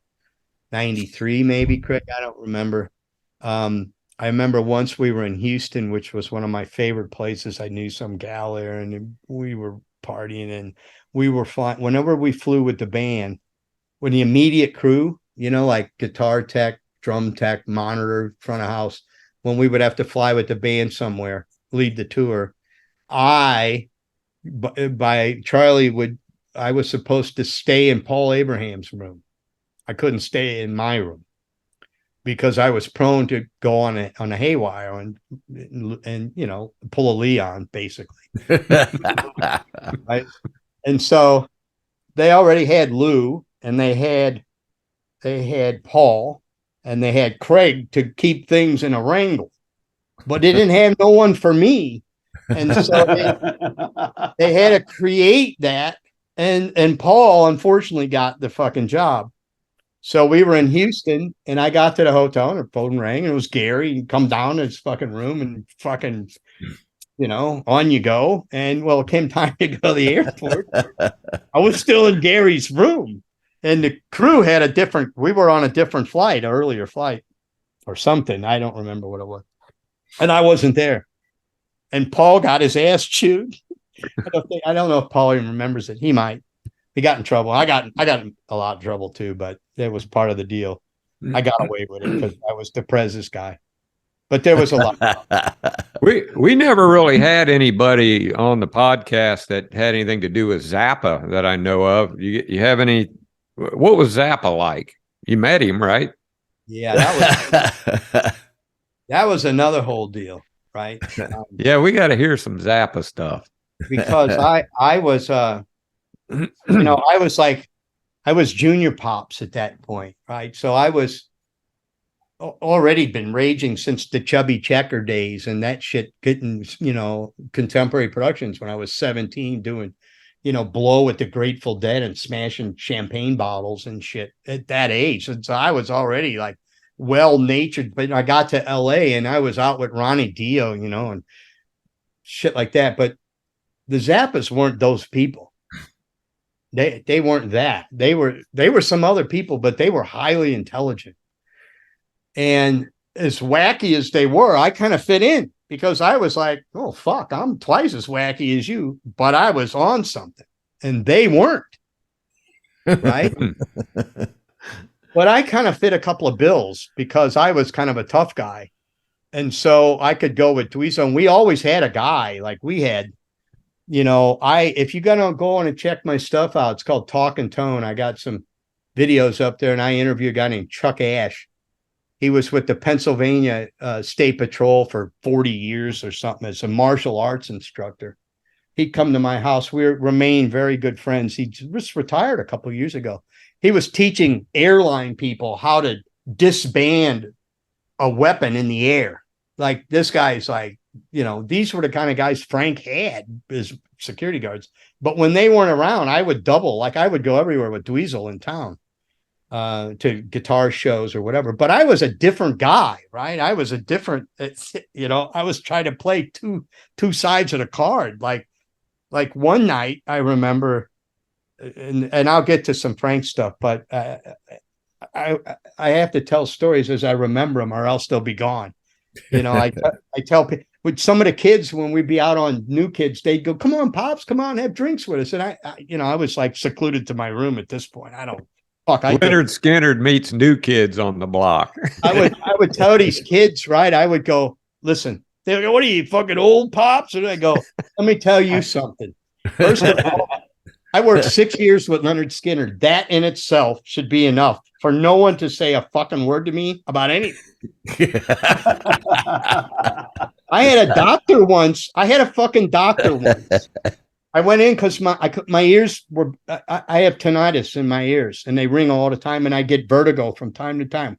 I can't come off the couch. And I go to this doctor when we first moved to Vegas 13 years ago.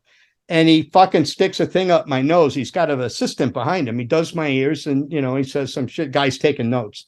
He shoves the thing up my right side and he goes, deviated septum right side. And the kid writes it down. And he's an older guy and he goes to the other side and he goes up the left and he goes, no surprise. Because I have my long hair and say, no surprise, deviated septum left side. And he sits back in his chair and I said, let me fucking tell you something.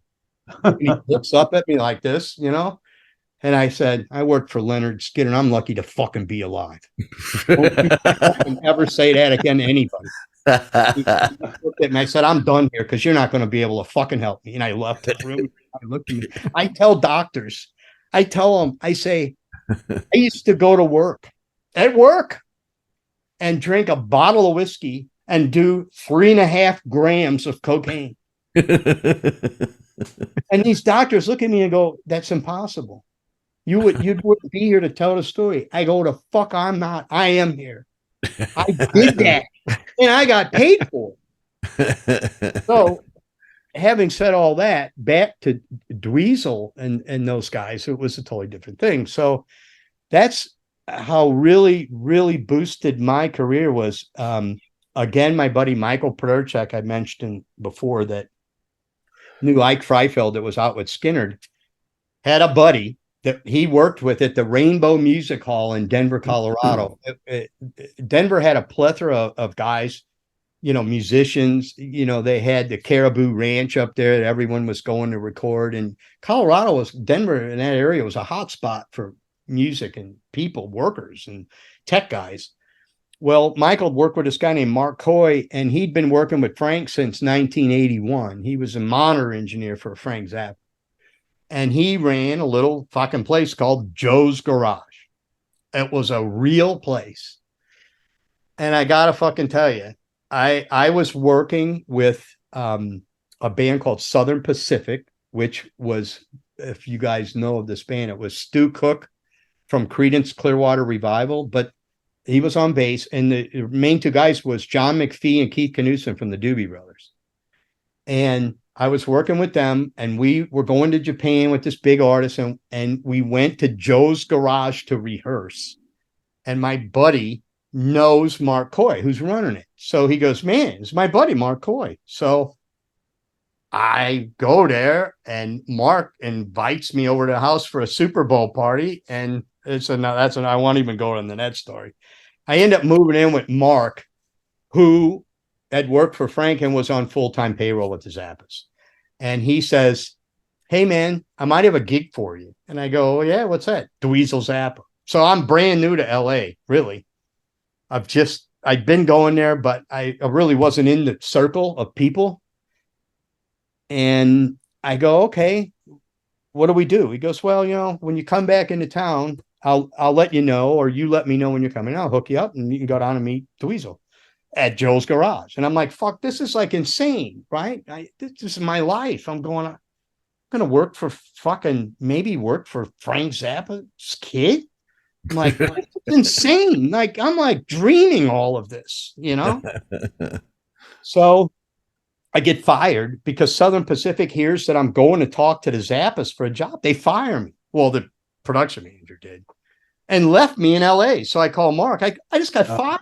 And he goes, well, fuck, bring your bags over to my house, come down to the studio tomorrow. Like, fuck, okay. So I go over to the house, I go down to the studio, and Dweezil's this fucking Joe's Garage. I'm like, are you fucking kidding me? This is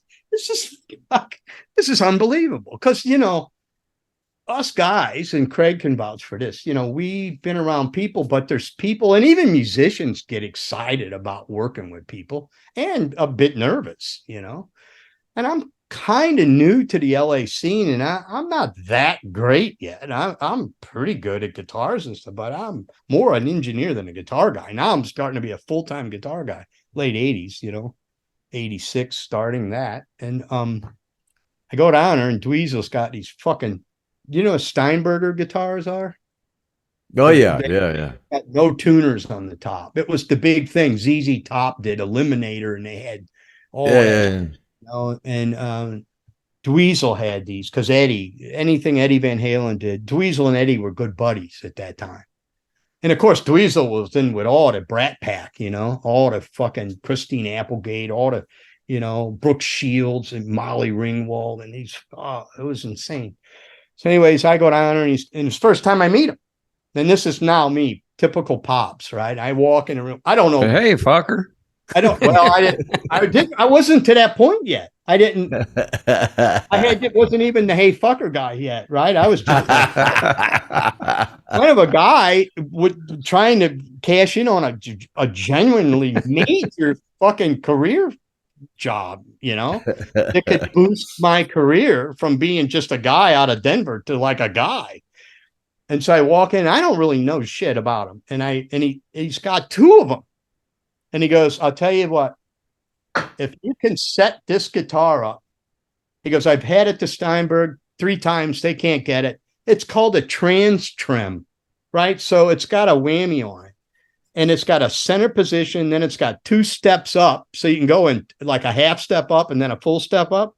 And then go a half step down and a full step down.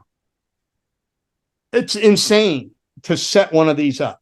So then you couldn't go online and go, oh, how do I do my gig? You couldn't do that. I'm like, well, who do I fucking call? So I go down to Valley Arts at the time in LA was like the place. Joe's Garage was on Vos Street. The building's still there, actually, between Laurel Canyon and Vineland. And I went down to the fucking Valley Arts and go, got any of these? Yeah, I got a manual. I take the manual. I go back to Joe's Garage. 8 hours. 8 hours.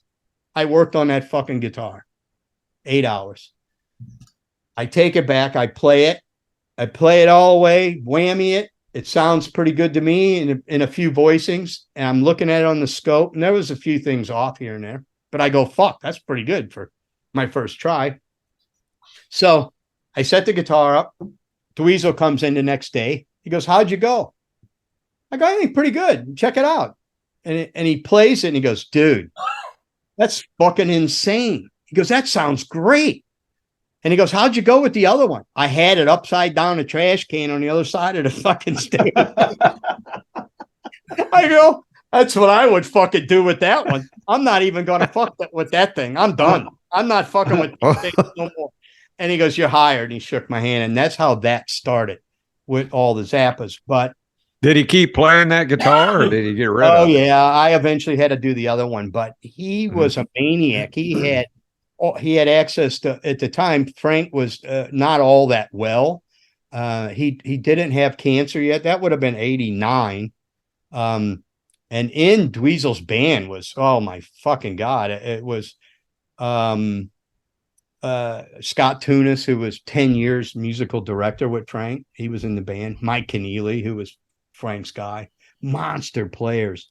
And we would do a lot of recording, and Terry Bozzio used to come in, and fuck, man, all these people.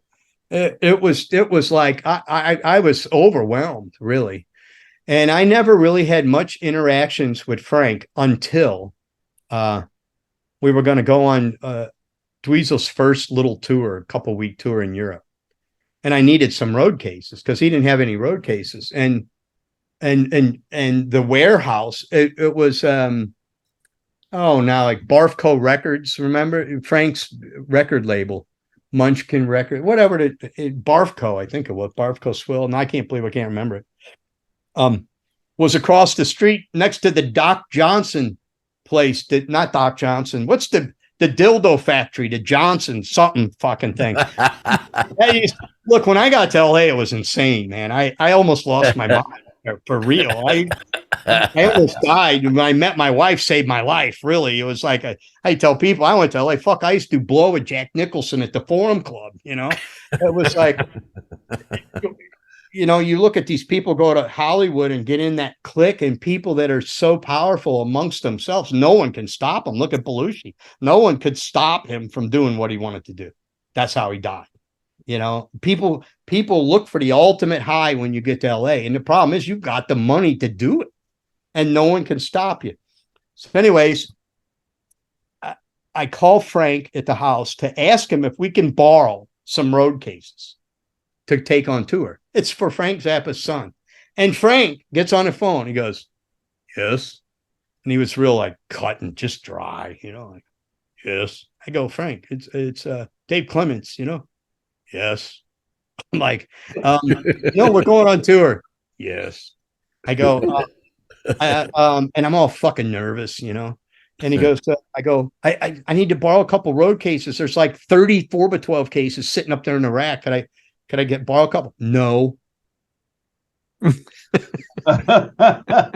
the office at fucking Joe's Garage going, now what do I fucking say? I go, oh, okay, goodbye. I hang up the phone. I'm like, oh, that was fucking when Mark was standing there. He goes, what's going on? I go, oh, that was really weird. He goes, what? I go, I asked Frank. He goes, what did he say? He said, no. He goes, no. I go, yeah, no. And the phone rings. And Mark, Joe's garage. He goes, hang on. Hands it to me. He goes, Frank. I go, no, I'm not talking to Frank. He's fucking answering. If I could get the phone. He goes, Dweezil can purchase his own road cases. Goodbye. And hangs up. And I'm like, God, I don't fucking believe that just happened. I don't even know what to fucking say. I just want to leave. And he goes, Marco's, you know, what are you going to do? I go, I'm a fucking used to cases. I go, fuck, the guy's got 30 of them over there. Fuck, I'm taking them. You know, I understand it. But Dweezil was his own thing, and Frank didn't hand him something on a platter. You know, when Frank left the 88 tour at the end, and I was never Frank's guitar tech specifically. I did set up the last 2 guitars he ever played. I set them up for him up at the house. And, you know, that in itself was a task that I wish I could have had done earlier in my career, because I thought I would have been really good for him. Because, that in itself, the first time he rang down to ask me to do something for him, see, what he had at the house was his studio. Dweezil wasn't allowed up at the house. That was Frank's domain. And Frank was, not well after the 88 tour. It's starting to decline. His health was declining. And that was a domain up there. That was the digital domain. That was the beginning of digital. Frank he had the Synclavier, and he had all these he had the best people. Andrew Sheps, who's a top producer engineer now in the music business, used to go up there and program the Synclavier. And he had shit that was like, he had full-time techs up there. He had the best SSL consoles, he had the brand new Sony 24 track. He had 2 Sony synced 48 tracks of digital when it brand new. It was like all that shit. And Dweezil had Joe's Garage, which was actually in one way kind of cooler, because we had the old fucking Amex console that he recorded all the cool shit on. Don't Eat the Yellow Snow and Father, Oblivion and all that shit was recorded on that console, which was totally analog. So Frank, I didn't have a whole lot to do with him other than going up to the house to get Dweezil to go do shit. So one of the first real face-to-face deals I had with him, I'd been up all night partying, and I was pretty, not very well feeling in the morning. And I drove, God, everyone's leaving the room. They're going, oh, no, here comes another story. Fuck, I'm going to have a half hour for this. Anyways, I get Craig a likeness. Craig, I'm saying I'd been out drinking the night before, and I had to. I can hear you. I'm just right there. I had to pick up Dweezil at like 9 a.m. We were going to the Texas Guitar Show out in Pomona, big guitar show they have out in LA every year. Because I would do shit with Dweezil all the time. I was on full-time salary when I was at home at their beck and call, retainer, only at salary. And so I get up there, and they lived up on Mulholland. So I go up Laurel Canyon, off of Mulholland on Woodrow Wilson. I turn off of Mulholland on the Woodrow Wilson. I get about the first stop sign before you get to his house. And I go, I got to puke. I fucking, open the door, geese, and fucking close the door. Oh, this is going to be horrible.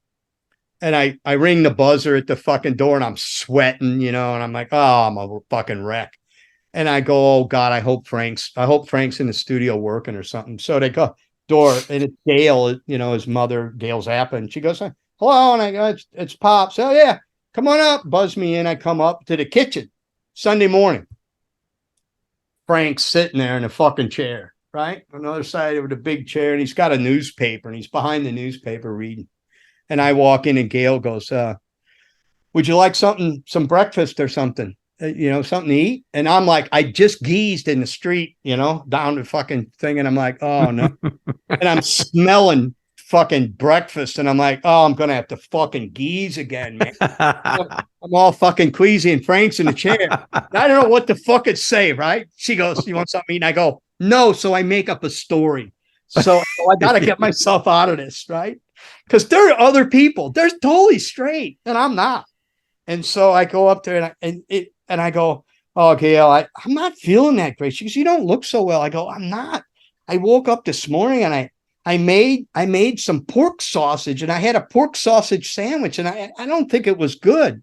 And the paper comes down, right? The paper comes down, and it's Frank. And this is my first full-on face-to-face, really. I saw him at some record release parties, and, he was around, but he didn't bother with me. And he puts the thing down. He looks me in the face. The old bad pork sandwich on the Sunday morning after the Saturday evening activities. And he puts the and I go, well, I'm going to go geese. And I fucking go in the bathroom, right? And I geese and I come out. I'm okay. He knows what's going on. He gets it. Gail probably does. But Frank gets it, right? He's cool now. So he puts the paper down. He comes. He's actually going to talk to me. I'm going, fuck. I'm in Zappa house in the fucking kitchen, right? With Frank and Gail. I'm like one of the guys, And right. So I'm all hungover and fucking. And Frank starts talking. He goes, hey, you ever listen to Terry Bozzio and Steve Vai's band? And I go, no, I can't say I don't. And I wasn't really into that speed metal kind of stuff. And well, if you could call it that. Look, they were so talented. And he's got this thing, and it's called Sex, Lies, and Religion, or somebody throws the CD down, and he goes, if you so desire, have a listen to that. And he was like, kind of thing. He didn't, I think he was trying to get someone's opinion that wasn't opinionated, because they played with Frank. Like, oh my God, that's amazing. I just went, I don't really care for that stuff. And he was like, wow, this guy's really fucking cool. Right? I guess. I don't know what he fucking thought. Right. So I go off and do my shit, and then I don't know, a few weeks went by, and I was down at Joe's, and the phone rang, and Mark picked Joe's garage. He goes, hey, Pops, it's Frank. I go, well, now what? And I tell him I'm busy. Now he's starting to fucking call me. And I'm like, yeah. And he goes, this was 91 maybe, or 92. And we had done a big show that's another thing we could do 40s podcasts. We could or maybe a dozen, and I could do them on different artists. But yeah, we can do that. I fucking went out to New York to do this Zappa. Now I can't think of what it was called. I got all the shit out of my brain cells. I was stage manager and resident guitar tech, and we did a big show at the Beacon Theater in New York, and Frank was supposed to be there. It was a reunion. And it was the night Dweezil and Moon went on stage and announced Frank had cancer.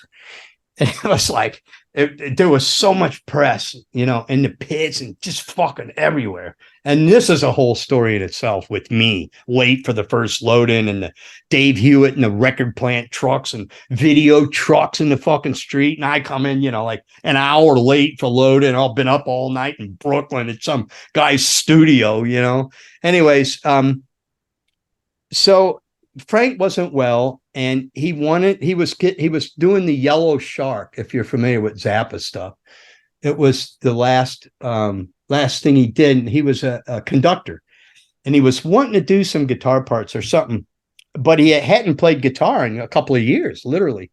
And so he gets me on the phone, and he goes, I want you to get my SG, and he had several, and there was a special one with all the switches, and my Stratocaster with the whammy bar, just like the record, right? He says, I want you to get my Stratocaster with the whammy bar.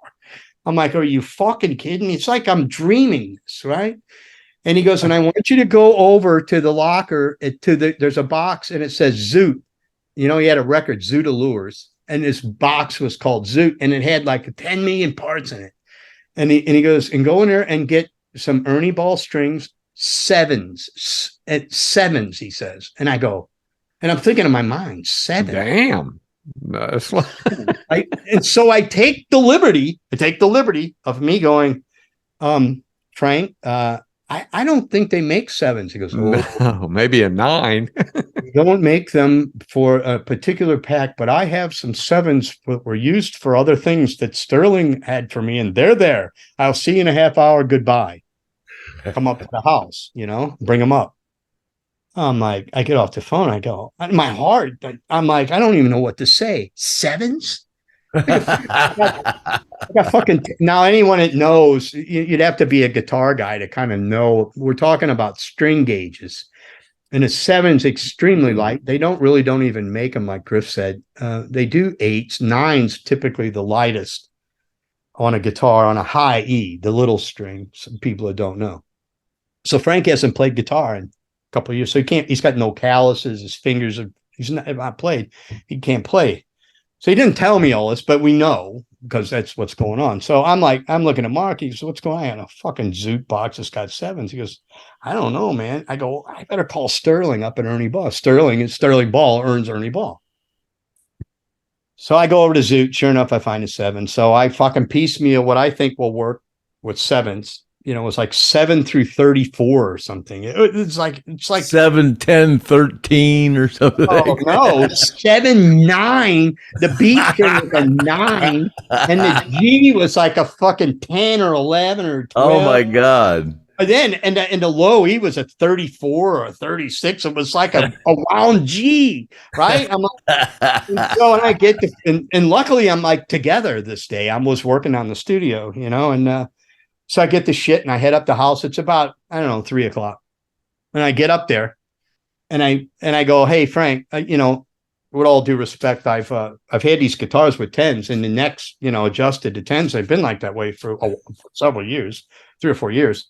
I go, it might take a little bit of time to set them up. I'm gonna have to do some neck adjustments. And he goes, take your time. And I go, A440, I'm trying to be confident. It's just me and Frank, and I'm in the utility muffin research kitchen. I'm in the fucking place, right? I'm in the house studio. I'm with Frank, just me and Frank. And I'm going, I don't believe I'm doing this, but I got to be cool. I got to act like I know what the fuck I'm doing, right? So I'm like, oh, cool. So A440, right? Complete wrong answer. The worst thing I could have said probably was A440. Nothing was A440. Oh no.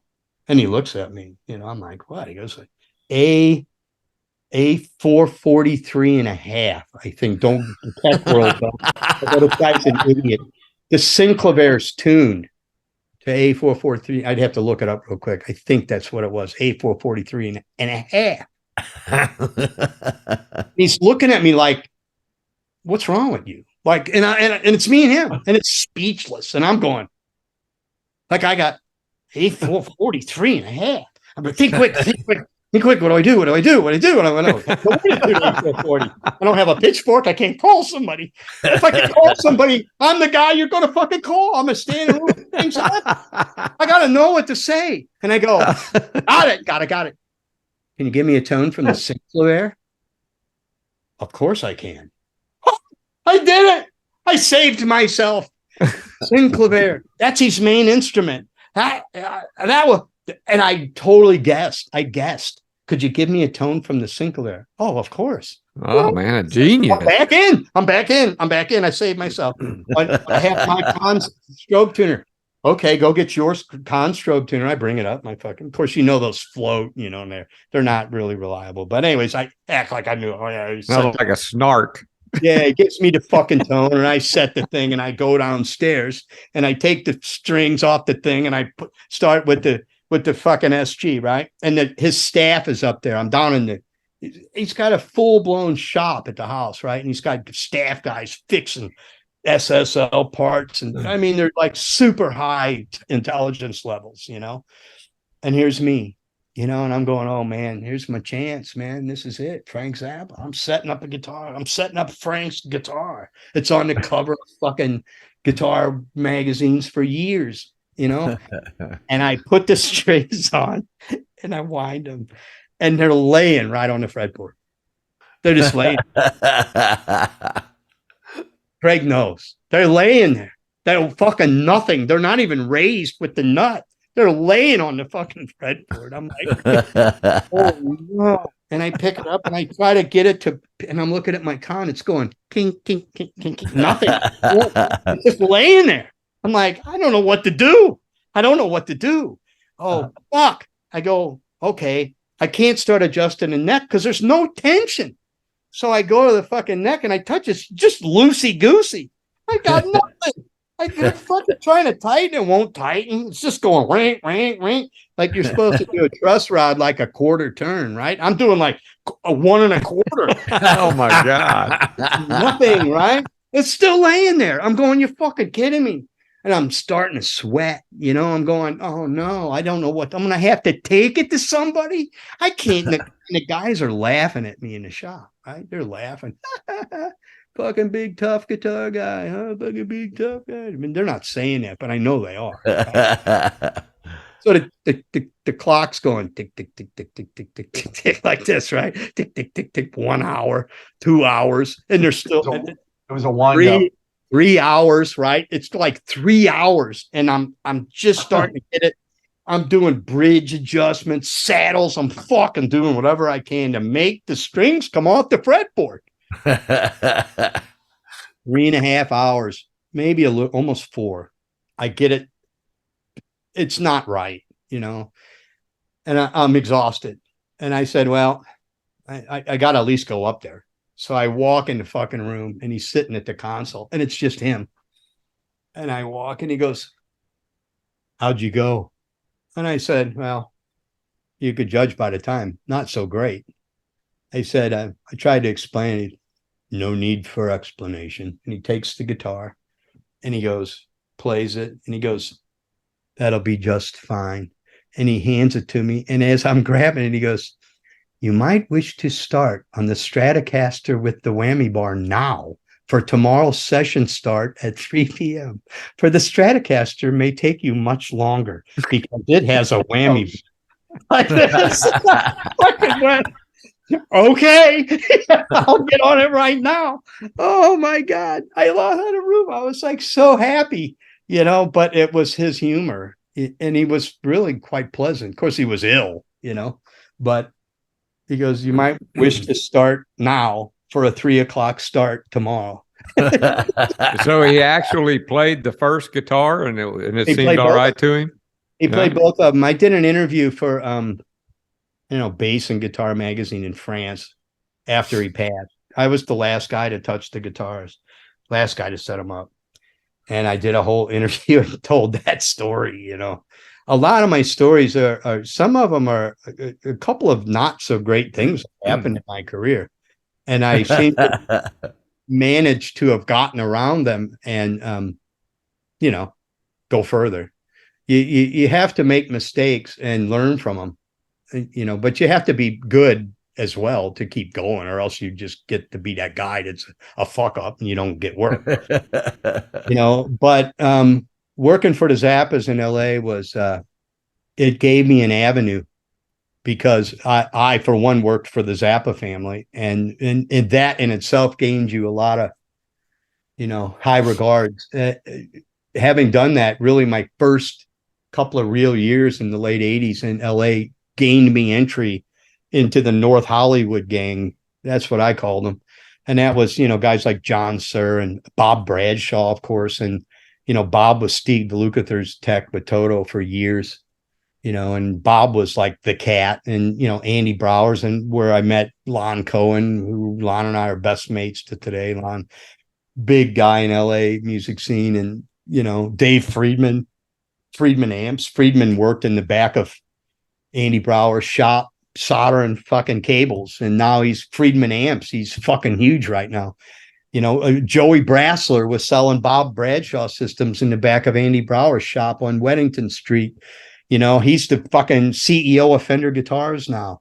You know, these guys I fucking knew that I used to dick around with at parties and make fun of are now like major fucking guys, you know. And I'm still me. And every now and again, someone will pop on Facebook and go, Pops, you know, and say something in regards to me from the old days. Because I'm the same guy.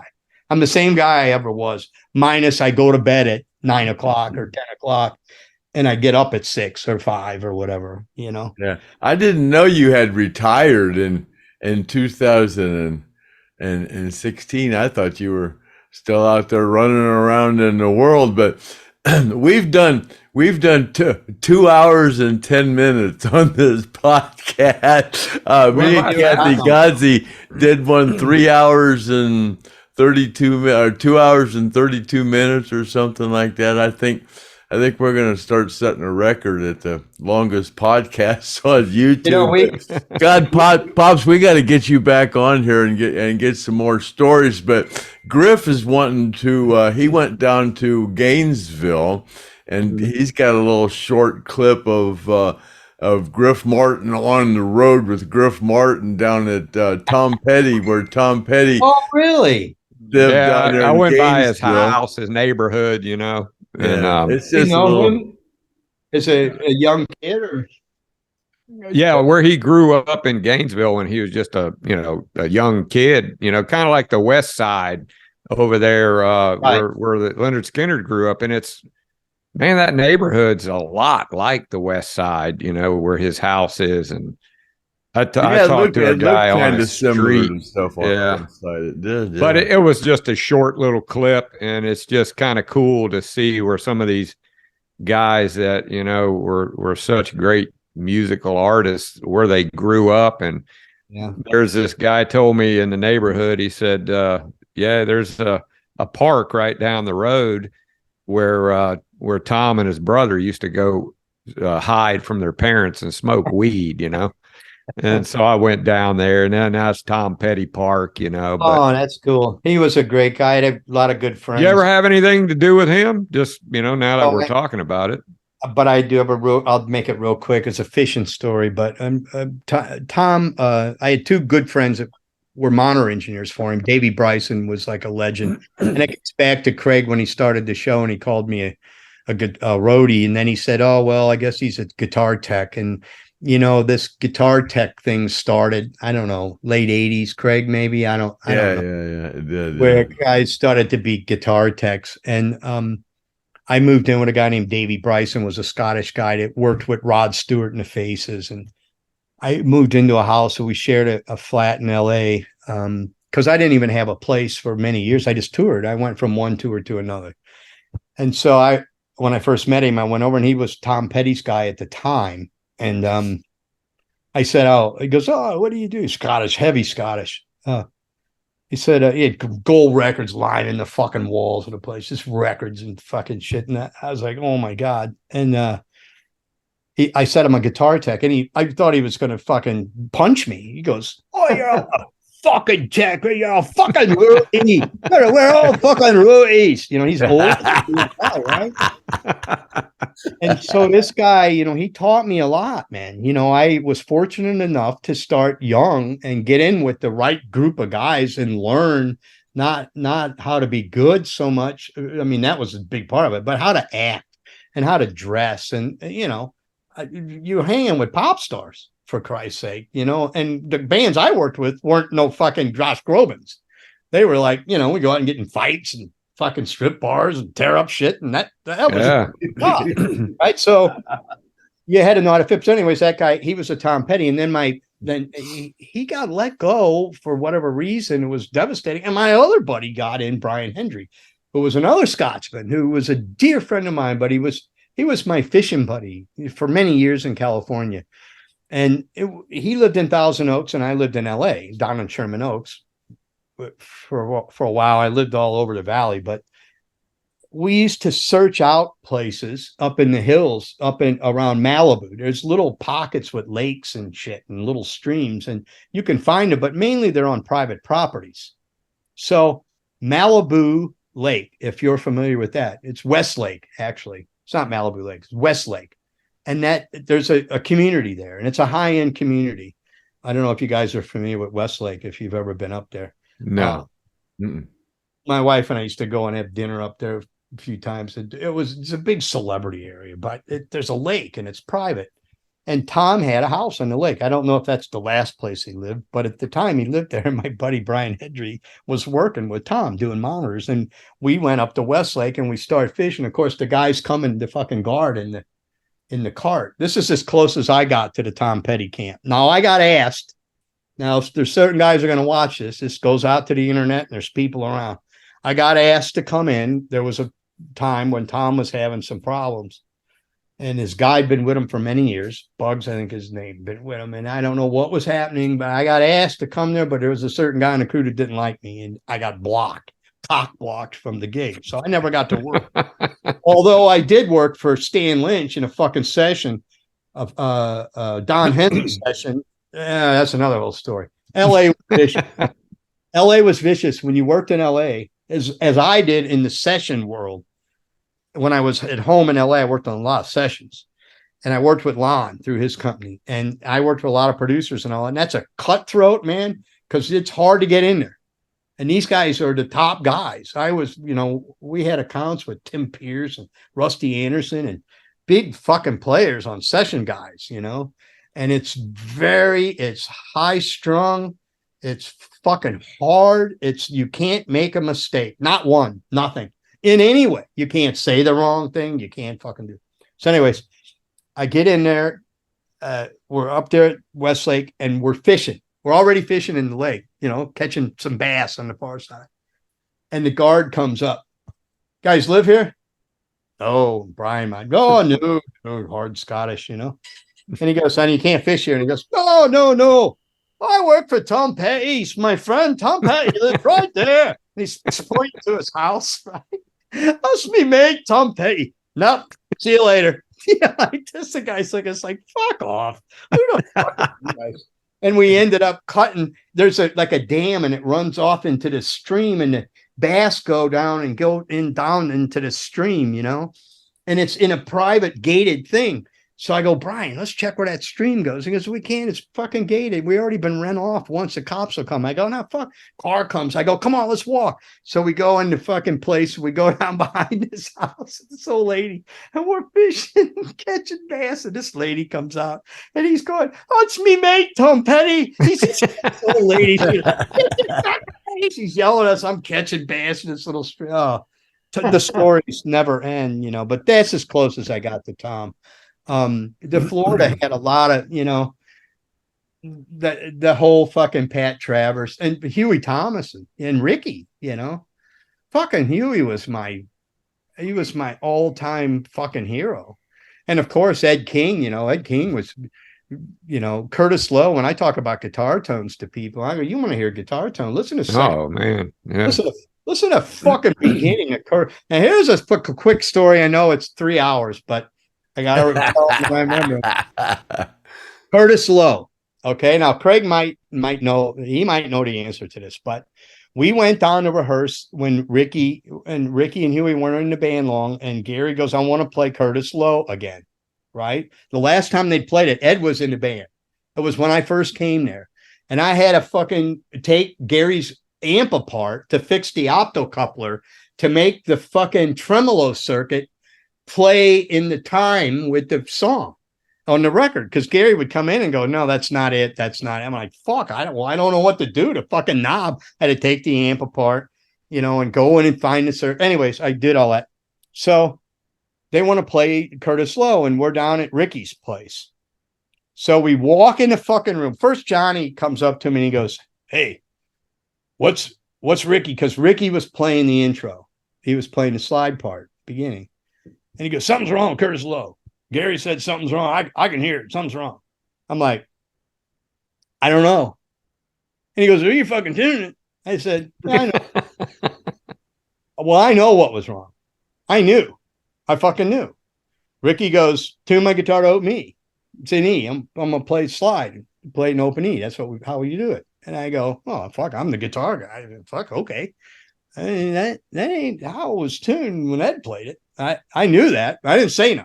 I'm not really supposed to second guess. I do tell people, no, I think you should do this. You should not play it this way or whatever. I do that. But anyways, they play the song, rehearsal stops, and we go out, and fucking Johnny fucking just on me and on me and on me and on me and on me. Fucking, what's wrong? And now Gary comes over and I'm like, come on, Pablo, what's wrong? So I fucking go, well, he's got an open E. It's a tune standard. I had when Gary got on it, we're in rehearsal and everyone's out there except for Ricky sitting there fucking trying to play his song. He's trying to learn it. And Johnny fucking busts through the fucking, I fucking do it, I fucking do it. Fucking Pop said you're fucking playing it wrong.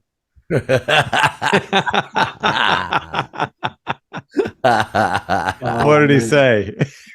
Oh, he fucking just looked at me like you're dead. You know, like I'm a You're playing it wrong. Look, man, I was good with all them guys, and I wasn't afraid, I was only telling the fucking truth. I knew Ed played it in standard tune. We didn't have no open E's, and fucking Ed didn't have open tunings. I think he did a couple of tunes open D or something. That's pretty good information. I never tuned anything open. It was all A440. Everything. Right. Even Stevie played Al played everything. And the only reason Gary did Freebird is because Gary, liked the strings high, and all them other guys could play it regular, the way Gary told me the story was original Freebird, he stuck a screwdriver underneath there, and that's how that started.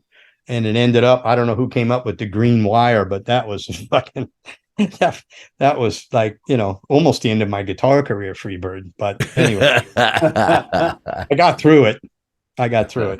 That's another, maybe one podcast alone. The Freebird. Yeah. My first. Yeah, we can do that. But anyway. let's go ahead and we're at an hour and 20 minutes, right? 2 hours and 20 minutes. Oh my God. Oh my! So I feel like this is going to be this is going to be the second longest one now. Don't worry about it, Pops. We've got longer ones, man. We've got a 3-hour one we did. It's hilarious. We enjoyed every second of it, man. I crack up. I don't know of anybody that does 3-hour podcasts. I couldn't sit. I guess people break them up. But we did. Yeah. We did. How many did I say? We've done 30,000 views in the last 28 days. And I looked at the analytics last night, and we had made $9.56. And I looked at them today, and we're up to $74, almost $75. Yeah, so we made $65 since last night on this podcast. So, we're going to try to get up over 1 million views or something, because I seriously want to for YouTube to start paying our people that are still injured from that plane crash, the survivors. We're gonna try to fund this thing, with YouTube's money to help our survivors through this in their older age. And I personally don't want to start any GoFundMe funds or anything like that. I want to absolutely do this using YouTube's money. I think that would be great. But I don't even have. This thing's really cool. We've got somebody that sent in the opening and closing songs. I think they got tired of me singing, so they came up. It's actually pretty good. The guy wrote it. Yeah, they did a really good job, and I miss my singing career though. We're waiting on Estes to do it for us. But whatever. I'll do one for you. And let's get Pops back on here. We'll schedule another round with him. We'll talk about other. Enjoyed it, Pops. Yeah, it was cool. Thank you for having me, and thanks to Mitch. And I'm sorry, poor old Mitch. He's just been sitting there listening, and I go, man, this motherfucker can talk. I don't remember blowing you off on your podcast, so I swear to God, I don't remember you asking me to go on there. I swear I feel bad, but I probably thought I didn't have anything to add, because I'm just I didn't know. But what's the name of your podcast again? For all you guitar players out there looking for ways to improve your tone, you need to tune into Pop's show here. What's it called? It's called Talkin' Tone, TalkinTone, and it's actually just a YouTube channel. And to be quite honest, I started that in 2015, and there's some intro music on there that I tried to record, and some of it sounds pretty shitty, so don't hold that against me. So I did that for a few years, and then all the medical shits come in, and I got a shit can of videos in the can, so to speak. but I haven't done anything with them. So I'm going to start releasing those soon myself. But, you know, YouTube sure changed. When I started, I got in the beginning of it, and monetary value was very low standards. You could get in and make money pretty quickly. Now they've changed it. You got to have a lot of views, you know? Yeah. I mean, is this podcast on YouTube? Is that where it resides? Yeah. We do We started this doing Facebook, but we had to kind of go through YouTube to get it started, and then we just thought, hey, we're on YouTube. We might as well, try to, get on the monetary side. So we started pitching, like and subscribe, and we actually got up to 1,000 subscribers in a year, which is, I guess, is pretty good. But we've only been on the monetary side for like 2 weeks, and we've already made $75. So that goes that split 5 ways somewhere. that split 5 ways isn't much for our survivors. Our 5 survivors. We're trying to raise money to help along with their lives, but I think we're going to go somewhere if we can get 1 million subscribers or something. And we got to have a good entertaining show. I mean, I started. We got to keep improving, and I'm pretty dedicated at doing this. I know I'm not very good at it, and I didn't want to really do it at all, but I'm kind of having fun at it now. It's kind of look, I'll tell you the easy part. If you get a guy like me and you can ask a question and the guy talks for 30 minutes, that's a win.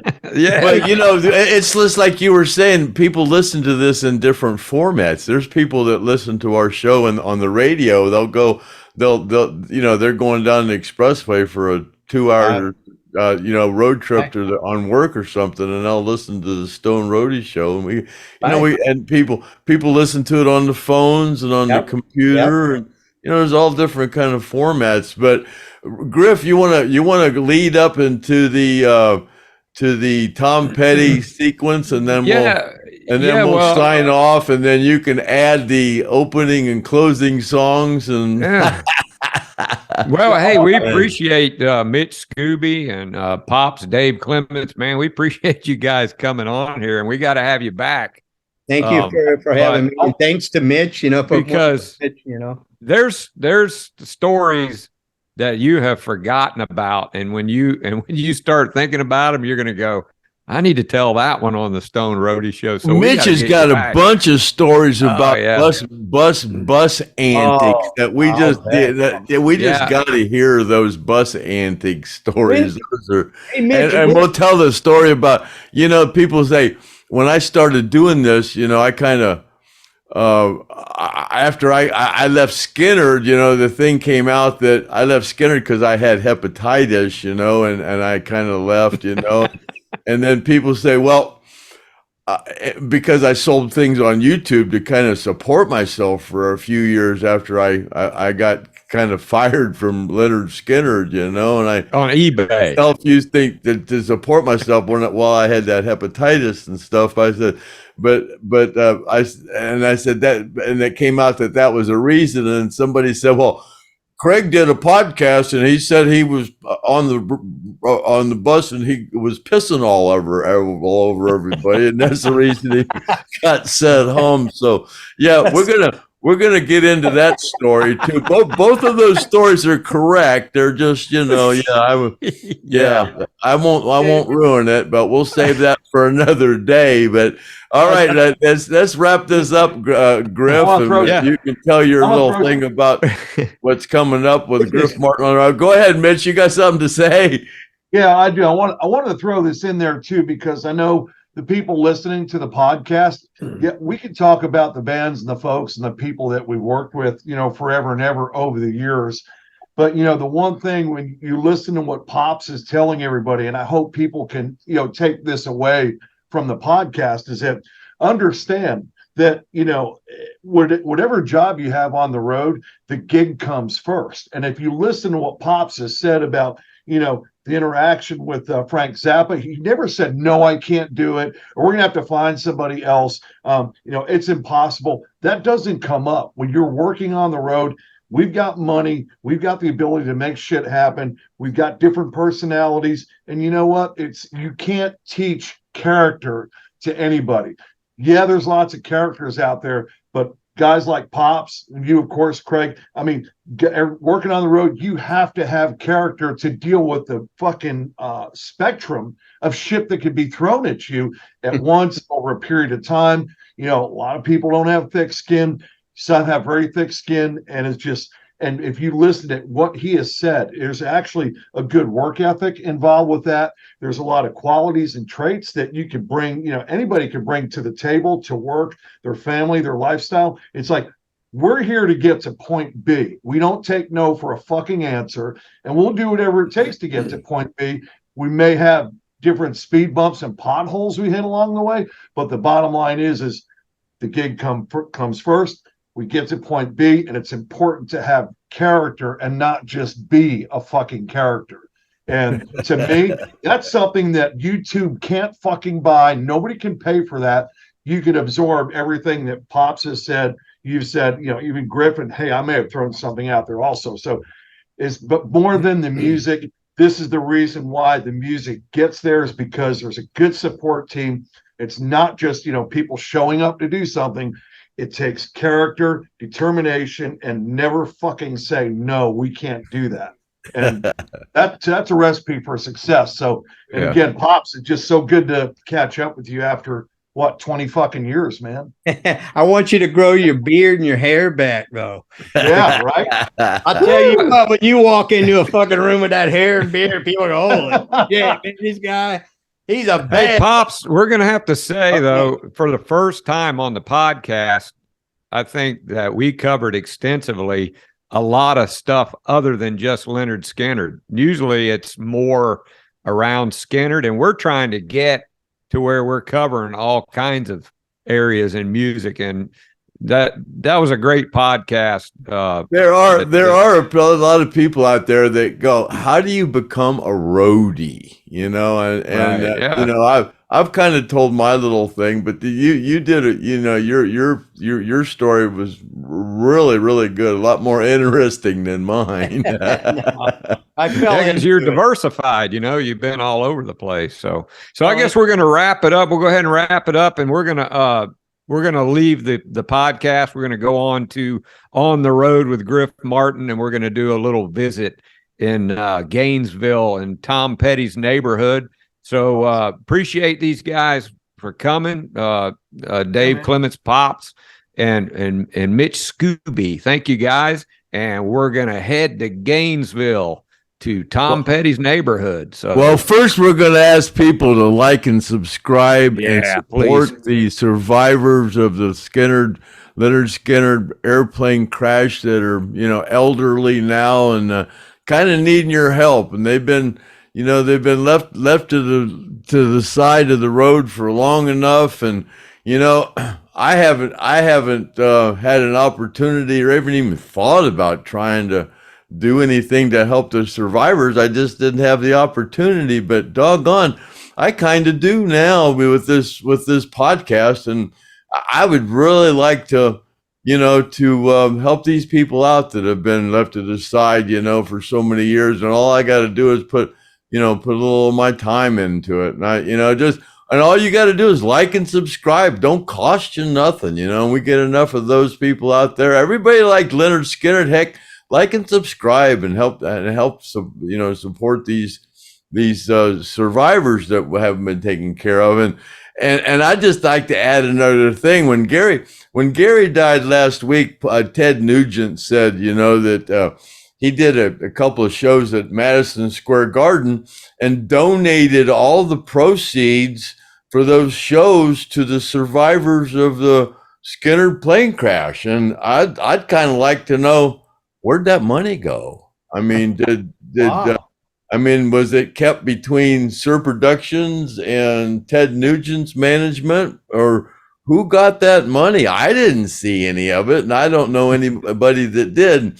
And we're going to leave it at that, and we're going to go and maybe we'll touch on that subject here next week. We got a lot of stuff we need to talk about here on some of these situations, but we're not going to do it now. We're gonna go on the road with Griff Martin down in Gainesville, Florida, and we're gonna visit where Tom Petty grew up, and then you're gonna hear my version of Happy Trails to You sang by somebody with a voice. So here we go down to Gainesville, Florida, and Tom Petty's where he grew up. And everybody say bye. We'll see ya. Okay, here we are, another edition of On the Road with Griff Martin, and right now I'm in Gainesville, Florida, and I'm going down a road here, and this is an important road in rock and roll history. This happens to be the neighborhood of Tom Petty growing up in Gainesville, Florida. And this is where Tom Petty rode his bicycle around, and he had his friends, kind of like on the west side with Lynyrd Skynyrd in their neighborhood. And this is what kicked off the beginning of Tom Petty. And I believe the house belongs to his first wife, from what I understand. I think she bought it when it went up for sale from his family. At least that's what I read on the internet. And it's just like modest homes. It kind of reminds me of the west side in Jacksonville. It's the same type of neighborhood, a little bit run down. Now, back in the day, it quite possibly could have been a nice neighborhood. I did look for some people in the yard to try to talk to them and get some information. Maybe they grew up with Tom Petty or they knew him. I'm gonna dig around a little more, but this is the road that he lived on. And as you can see, these houses are older homes, probably 50s, 60s homes. And, you know, they're like not really run down bad, but they aren't the nicest homes you've ever seen. And right up here, this is Tom Petty's house where he grew up. And these people that live here probably are thinking, oh, here's another one out there. And that, I believe, is Tom Petty right there. Hilarious. Yeah, that's some kind of a little, it looks like a palm frond or something that they painted on to make it look like Tom Petty. Pretty funny. I would love to go up there and knock on that door, but I might get shot. And this is what the house looks like. There's the side. Kind of cool to think that back in the day, Tom Petty was hanging out here and all of that music that was going to come out of that guy. And it started right in there. So, gonna check out the neighborhood and see if anybody has any information, skinformation about Tom Petty.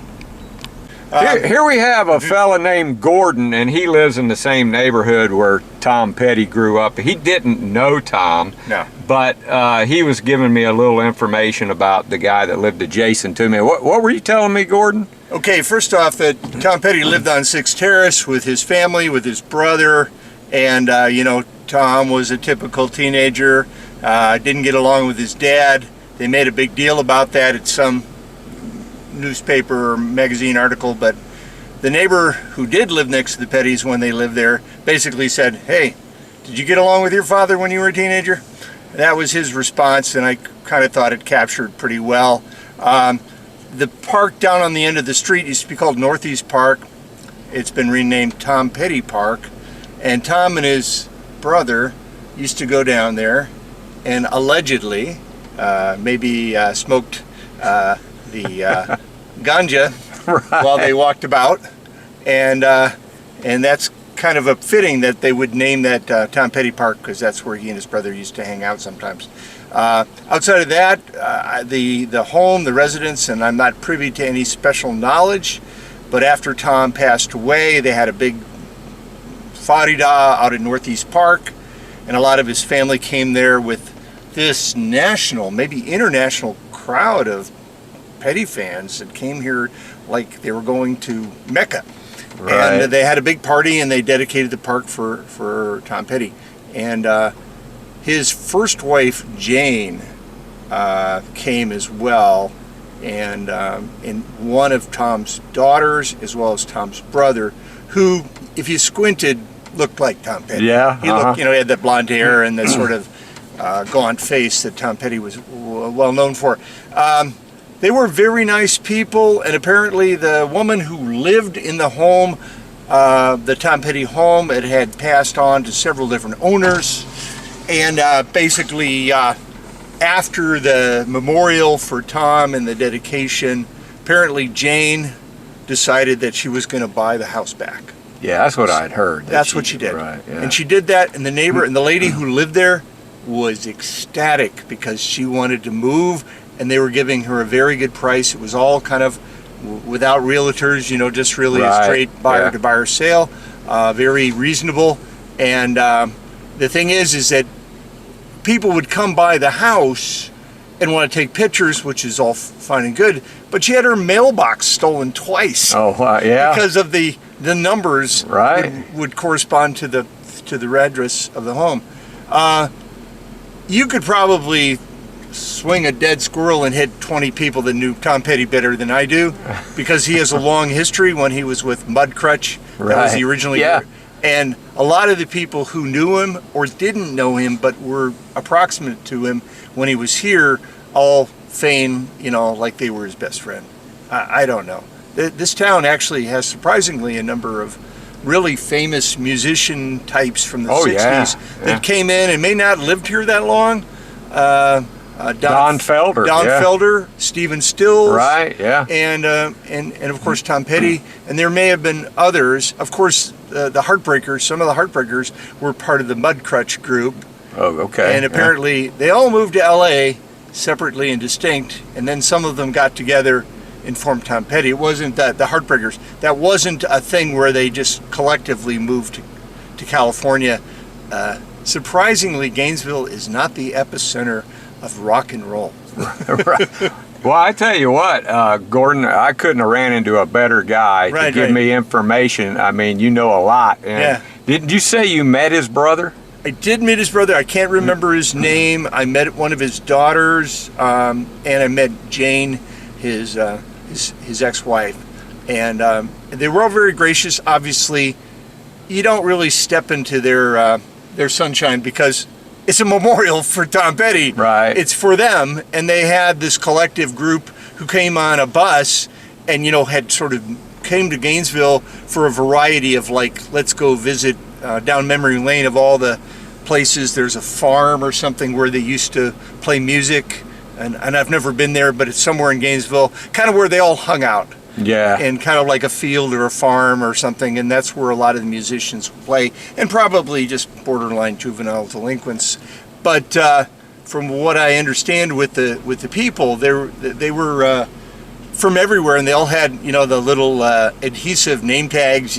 Bob from Iowa, John from California, Carly from New York, and I wasn't wearing a name tag. I just walked over to the park, which is just a street or two away, and they're all looking like, so where did you come from?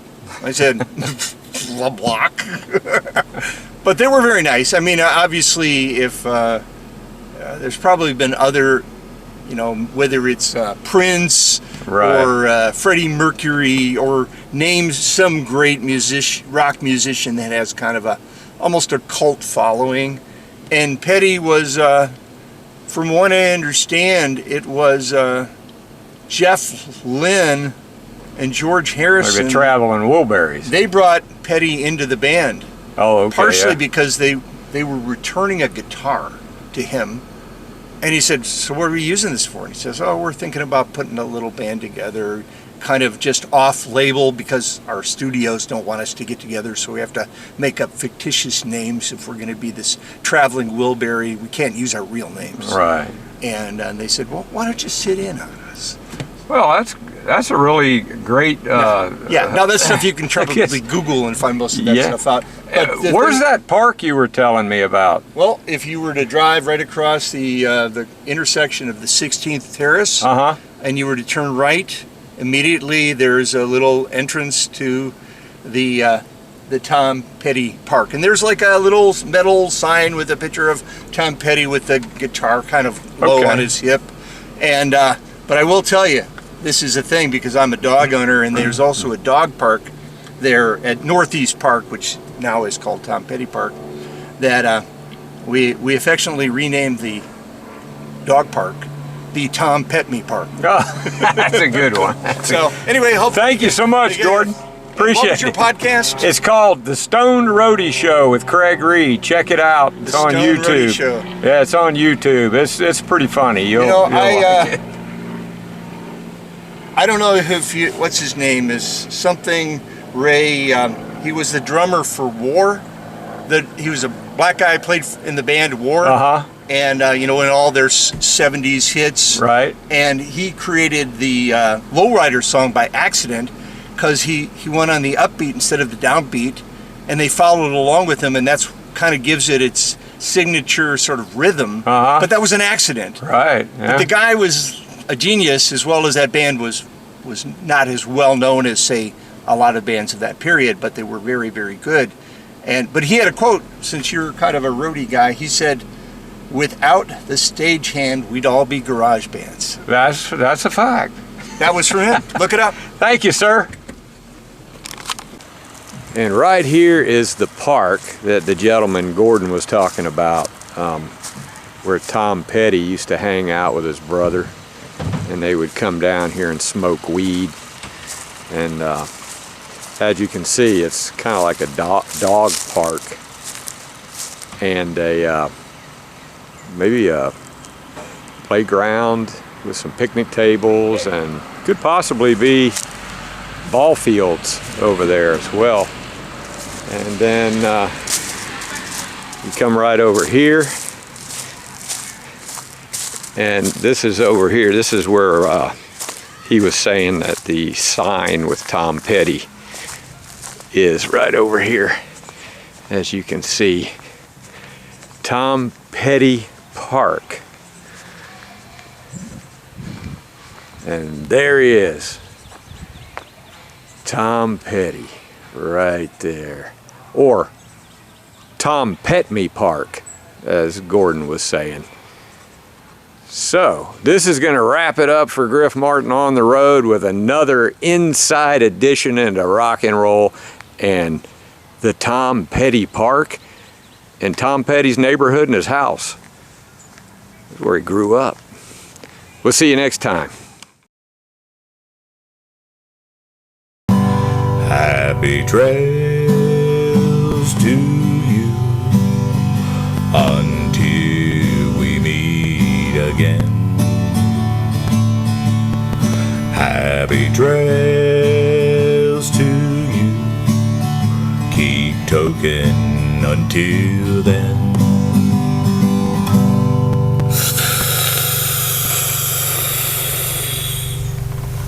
Yeah, the Road Stony Show.